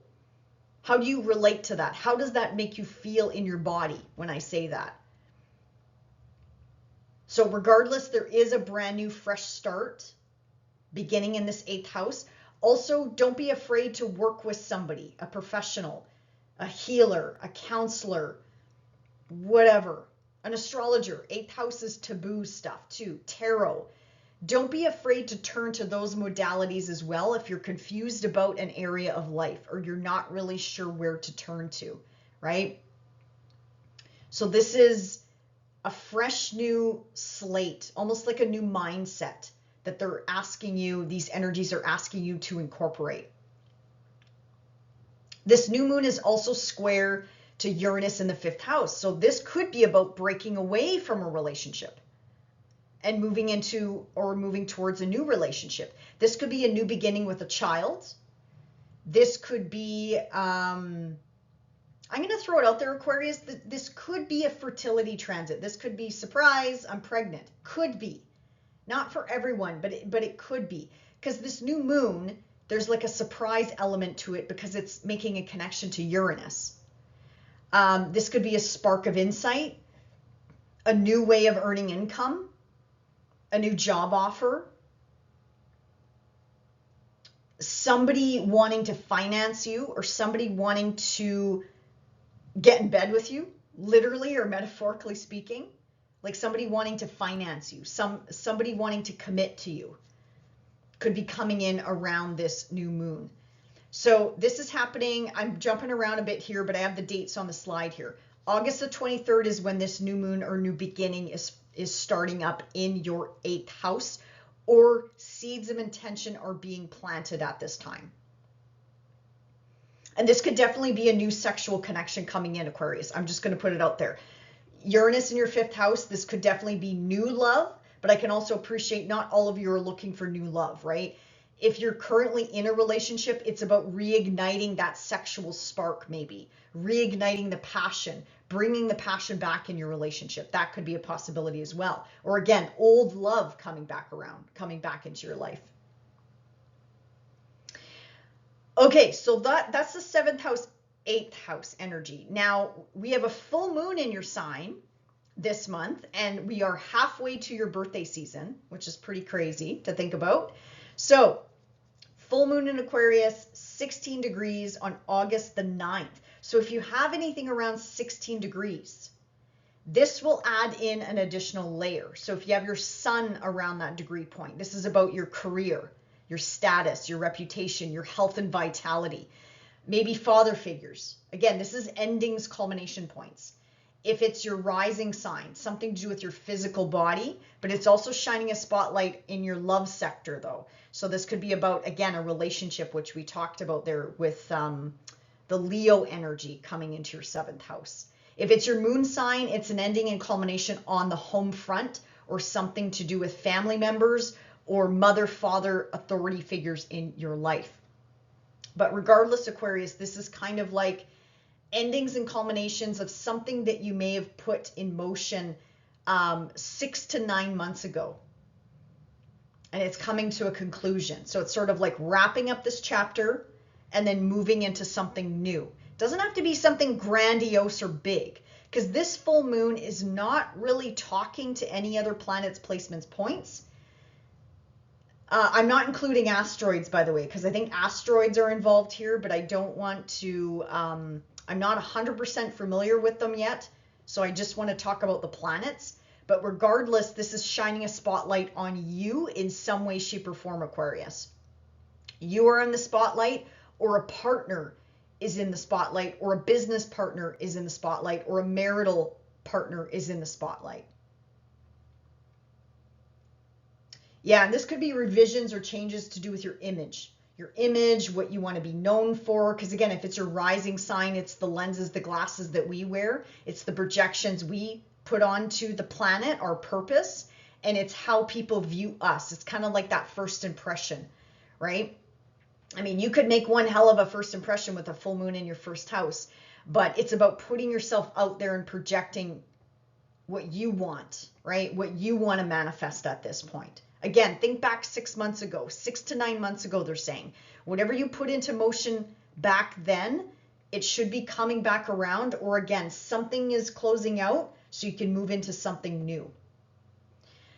Speaking of something new, Venus moving through your 6th house. This is incredible for work, you guys. Work, finding new work, money coming your way, getting a promotion, getting a raise, bonuses, commissions, just in general, an incredible transit to find good, solid people to work with you, to work for you, to bring in a harmonious work environment. Like everything just flows, everything is just working out. This is an excellent energy to also find the right practitioner, find the right healthcare practitioner. Even if you're looking to beautify something on your face or your body or your health and well-being, you're going to find the right practitioner to help you out with that, possibly this month. So if you have an appointment lined up, or again, if you're trying to find the right practitioner, keep looking around, because you should get some traction this month if this is your true 6th house, Aquarius, only if that resonates with you, of course. Nice energy coming in for pets and animals. Maybe some of you are getting a new pet. Again, if you got to hire anybody, maybe you have to hire someone to do your website, or help you with social media, or help you reach a higher, wider audience, or marketing, or anything like that, putting yourself out there. Really nice energy coming in here with Venus, not only connecting to Jupiter, but just in general moving through your 6th house. And if you've had any health ailments, Jupiter and Venus, you have Jupiter in here all year long, but Venus in here is just going to give you that extra blanket of harmonious flowing energy of, again, being in the right place at the right time and finding the right people to help you out, whether it's with your health, whether it's with your home, your business, your work, whatever the case may be. And beautiful energy coming into the workplace as well. Harmonious, good work culture, good atmosphere, just everything seems to be flowing this month. So that's really nice energy coming in. Okay, let's see here. Last but not least, Mars. So Mars is up in your 9th house, and it is making a flowing aspect to you, Aquarius. So Mars is energizing your planet's placements points. So again, pouring energy into whatever you want, your career, your home, your place of living. Also, I forgot to mention that Venus and Jupiter can also be changes on the home front, beautifying the home, renovating the home, expanding the home. So buying a bigger home or expanding the family. That could be a possibility as well. Anyway, going back to Mars, channeling your energy into whatever you want. Home, family, work, career, putting yourself out there. The 9th house is pushing yourself outside of your comfort zone. Educational pursuits look really good. Finding a publisher or a writer, or again, somebody to work with you to get your voice out there. Mars is going to help you do that, Aquarius. Mars is definitely going to be working with you in that sense. And you're going to be passionate. You're going to like go after, again, whatever it is that you want. You might have a bit of a sharp tongue. So I'm just going to put that out there as well. Mars in the 9th house. I don't know why, but they're saying something about keyboard heroes. I don't know if you're a keyboard hero, Aquarius, or somebody else will be. I don't know. That's more like a 11th house, 3rd house thing. But anyway, maybe when Mars opposes Saturn and Neptune, I don't know. Maybe you'll have some challenging communication. I don't know, either you or another person. This could be you or somebody at a distance. You might have words with somebody at a distance, possibly. Also, any legal battles or legal situations that you're moving through right now, Mars will kind of give you the stamina to get through it, right? I can understand timelines on legal situations are different for everybody, but Mars will give you, again, the motivation, passion, action, drive to just get it done. Just get through the paperwork, move through the motions, do what you have to do, and you'll be very sharp. Your mind will be on point when Mars is in a fellow air sign like yourself. And did I mention educational pursuits? Yeah, educational pursuits, learning something new, learning something new that you can take into your career and benefit from. Yeah, and anything to do with upgrading your skill set, learning something new, your talents, your skills, your abilities, that looks really good this month, Aquarius. So that is about all I was going to chat about for the month ahead. So enjoy the month of August, and we'll see you back here in September. Bye for now. Hey Pisces, welcome to August. And let's talk about where I think your focus will be for the month ahead. So the sun is still moving through your 6th house of Leo, and also you've had Mercury here for quite some time as well. So Mercury going back and forth in this area of life, asking you to reassess at least one thing in this area of life. Also, pretty traditional with Mercury going retrograde, people, places, things coming back around from the past, right?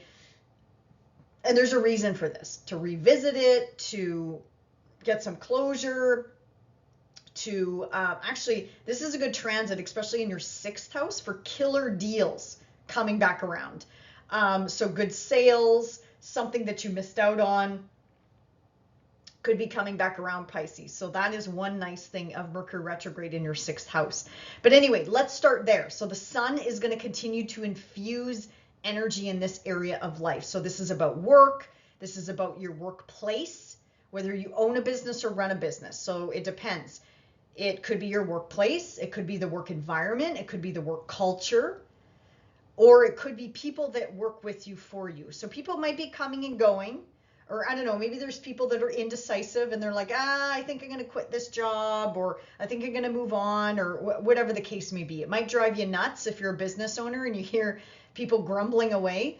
But anyway, once Mercury goes direct, you'll have that final answer, I feel like. Even yourself, because Mercury retrograde here is about reassessing your career, reassessing your 9 to 5, reassessing being of service. Now, if you don't work, apply this to your personal circumstances. So I would encourage you to push yourself out there and help your community, help somebody, help an organization, help get involved with a membership, get involved with working with youth, or whatever you're interested in, Pisces. Just pour your energy, infuse your energy into the greater good.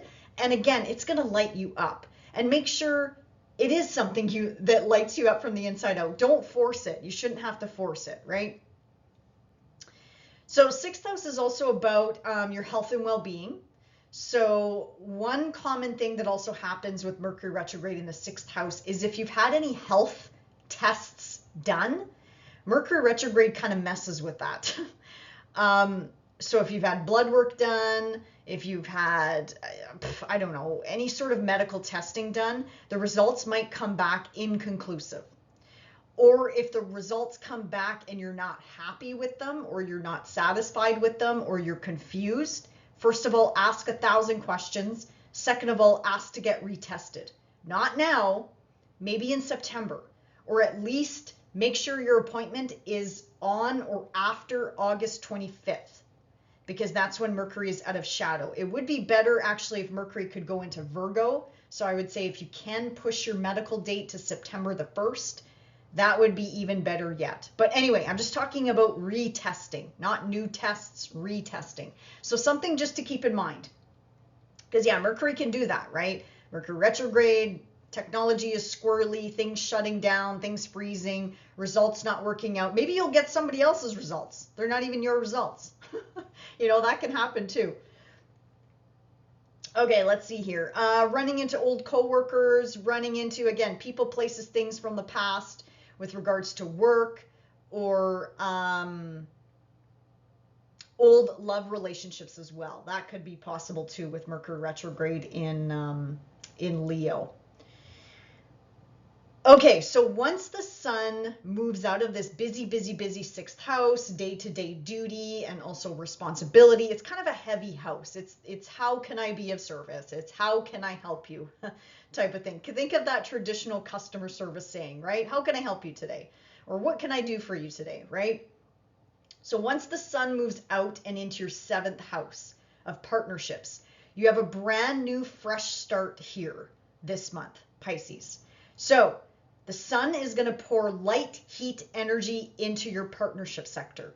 So this could be love, business, work, family, friends, anything to do with your one-on-one connections. There's sort of like a spotlight being shined on. There we go. Whatever, it's being illuminated this month. But also the 7th house is contracts, agreements, signing on the dotted line, even marriage. Maybe some of you are getting married this month. That would be the perfect picture of a new moon at 0 degrees of your 7th house. Sorry, my nose is just suddenly driving me nuts. So fresh new starts with a relationship. Could be marriage, could be work, could be love, could be business. Could be, going into business with a family or a friend, right? The 7th house could also be about, I'm hearing, maybe even renegotiating something. Or, yeah, there's a connection here to Mercury, they're saying. Even though that's not traditional with a new moon, because this is a fresh new start, but they're highlighting some sort of connection to Mercury here. And I mean, Mercury does rule your 7th house. So maybe that's the connection, is old contracts, agreements, negotiations coming back around, maybe trying to renegotiate your salary, renegotiate something. That could be the connection here too, because yeah, Mercury does rule your 7th house. So that makes sense now why they're saying that. But regardless, Pisces, really nice energy coming in this month with brand new fresh starts with any kind of relationship. What I also like about this new moon is it makes a square to Uranus, and Uranus is about breaking free from something or someone. Now, Uranus is newly in your 4th house, so it could be connected to a family member, could be connected to the past, could be about breaking free from the past once and for all, could be a new beginning with a parent, new beginning with a grandparent, new beginning with regards to you as a parent. I mean, you do have Jupiter and Venus coming together in the 5th house. That could be a pregnancy. So there's like some sort of fresh new start, and this new moon could change your life, basically, being in the big angular houses for you, Pisces. Now, let's jump to that full moon. You have a full moon in your 12th house, also shining a spotlight on your 6th house. So I include both houses. Whenever we have a full moon, it not only illuminates the house it's in, but it shines a spotlight across the street. So I don't want to drive you nuts and repeat myself, but it is technically shining a spotlight on that 6th house that we covered. So again, work, being of service, day-to-day duty and responsibilities, your health and well-being, animals or pets. So something to do with that, or one of those things. Or a full moon in your 12th house is an extra potent energy of endings and new beginnings. So preparing for a brand new cycle, letting go of something once and for all, so you don't have to take it with you. Where is your time, your energy, your effort being spent? This could be in love, business, any walk of life, basically, or any area of life is what I meant to say. 12th house is awakenings. It's also spirituality or spiritual awakenings or wake-up calls. This could be about dreams, taking a step back, taking a break, taking a holiday, taking those sick days, solitude, healing on multiple levels, Pisces. So this could be spiritual healing, emotional healing, psychological healing, or physical healing, something to do with the body, getting well, taking care of yourself. 12th house is also about your hidden gifts, talents, and abilities and shining a spotlight on that. Maybe revisiting that, right? What lights you up from the inside out? Also, Pisces, just a reminder, eclipses are going to be rolling in next month, but because the North Node is in your sign, so the eclipses are running along your axis, along with Virgo, you might have something manifest this month. And what exactly? It really could be anything, my friends, because it's in your 1st house. The North Node is in your 1st house. So this is where you're welcoming in something new. So this could be an identity change, a job change, a relationship change, a home change, or something to do with home, place of living, family. So something might manifest this month, because eclipses are not exactly about the day.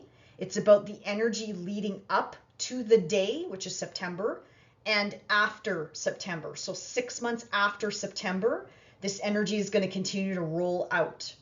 But it's very potent around this time, especially the month before, obviously the month of, and the month after as well, Pisces. So just a heads up there. Okay, let's jump to that Venus and Jupiter conjunction in your 5th house. Like I mentioned, this is a pregnancy signature. This is a family signature, something to do with children, something to do with expanding the home front, welcoming somebody into the home. This could be excellent energy coming in for creative projects, outlets, side hustles, money coming in from your side hustle, launching your side hustle. New love coming in, you guys, too. 5th house, romance, dating, sex. You have Mars in your 8th house of sex, too. So, yeah, that's full on this month. Your sex drive, I think, is going to be on point, my friends. Let's see here. Also, Jupiter is your traditional ruler. So with Venus coming together with your traditional ruler, this is benefits coming towards you. You are a magnet. So if you want to attract in love, money, beauty, a new hobby, monetizing a hobby, children, pregnancy, you name it. This is incredible energy coming into the 5th house. If you feel lucky, buy that lottery ticket. I would have to see more signatures in your chart, but if this is your true 5th house, it could be a lucky break with something or someone. Jupiter also rules your 10th house of career, Pisces. So again, this could be benefits coming in through the career front or an expansion, a recognition on the career front. Just period benefits coming in, Pisces. I love this for you. Plus on top of it, it's pouring in blessings into your sign, to your planets, placements, points. So I really like this transit for you especially. This is good for all of us, but it's all landing in different areas of life for us. But this is such a fun, it's all about pleasure and indulgence. Speaking of that, the shadow side to this is taking it too far. So indulging too much in alcohol, booze, sex, losing yourself, things like that, you guys. Pick your poison, right? So I know this energy could manifest either way. This is where free will steps in, and how are you going to utilize this energy, right? This could also be a boost to your partner too. If you are connected to love partner, business partner, this could be a boost in their income as well, because Venus rules your 8th house. Okay, let's jump to Mars now. Mars in your 8th house. You could be, Pisces, getting rid of debt, cutting, slicing, dicing through debt, getting rid of things that just you no longer need. This is like a separation of assets. So for those of you that are going through a separation, I'm not saying all of you are, by the way, but if you are, Mars is going to help you with this. Mars is going to help you cut and sever and split the assets with your partner and move on. This could be in business or in love or with family or with friends, whatever the case may be. Mars also rules your 2nd house of work, Pisces. So maybe you're cutting, ending, severing a job. Maybe you're getting that payout and you're going your separate ways. You're going your own way. 8th house is also where businesses are also built as well. So you could be very motivated and passionate about that, or motivated and passionate about getting rid of debt. Again, this is the house of sex. So your sex drive could be there depending on how this is hitting your personal birth chart, if this is your true 8th house. Mars in here could also dredge up psychological stuff. So also be mindful of that. But there's a reason why it's coming up, right? Kind of like that full moon in your 12th house. It's bringing up things from the past, things that weren't even in your conscious mind. It's the subconscious becoming conscious this month. So just know, Pisces, if you're kind of feeling this way, or if you're like, well, where the hell did that come from? Why am I feeling this way? Just know it's being asked to be acknowledged. This feeling, this thought, this whatever is asking you, okay, acknowledge it, release it, let it go, and heal it once and for all. And I know that's easier said than done, my friends. So work with the appropriate healthcare practitioner or practitioner, period, to move this out of your body. So a light worker, a shaman, 8th house is anything taboo. So tarot, astrology, whatever. A shaman, I don't know, just a massage therapy, body work, just somehow get it out of your body. Acupuncture, things like that.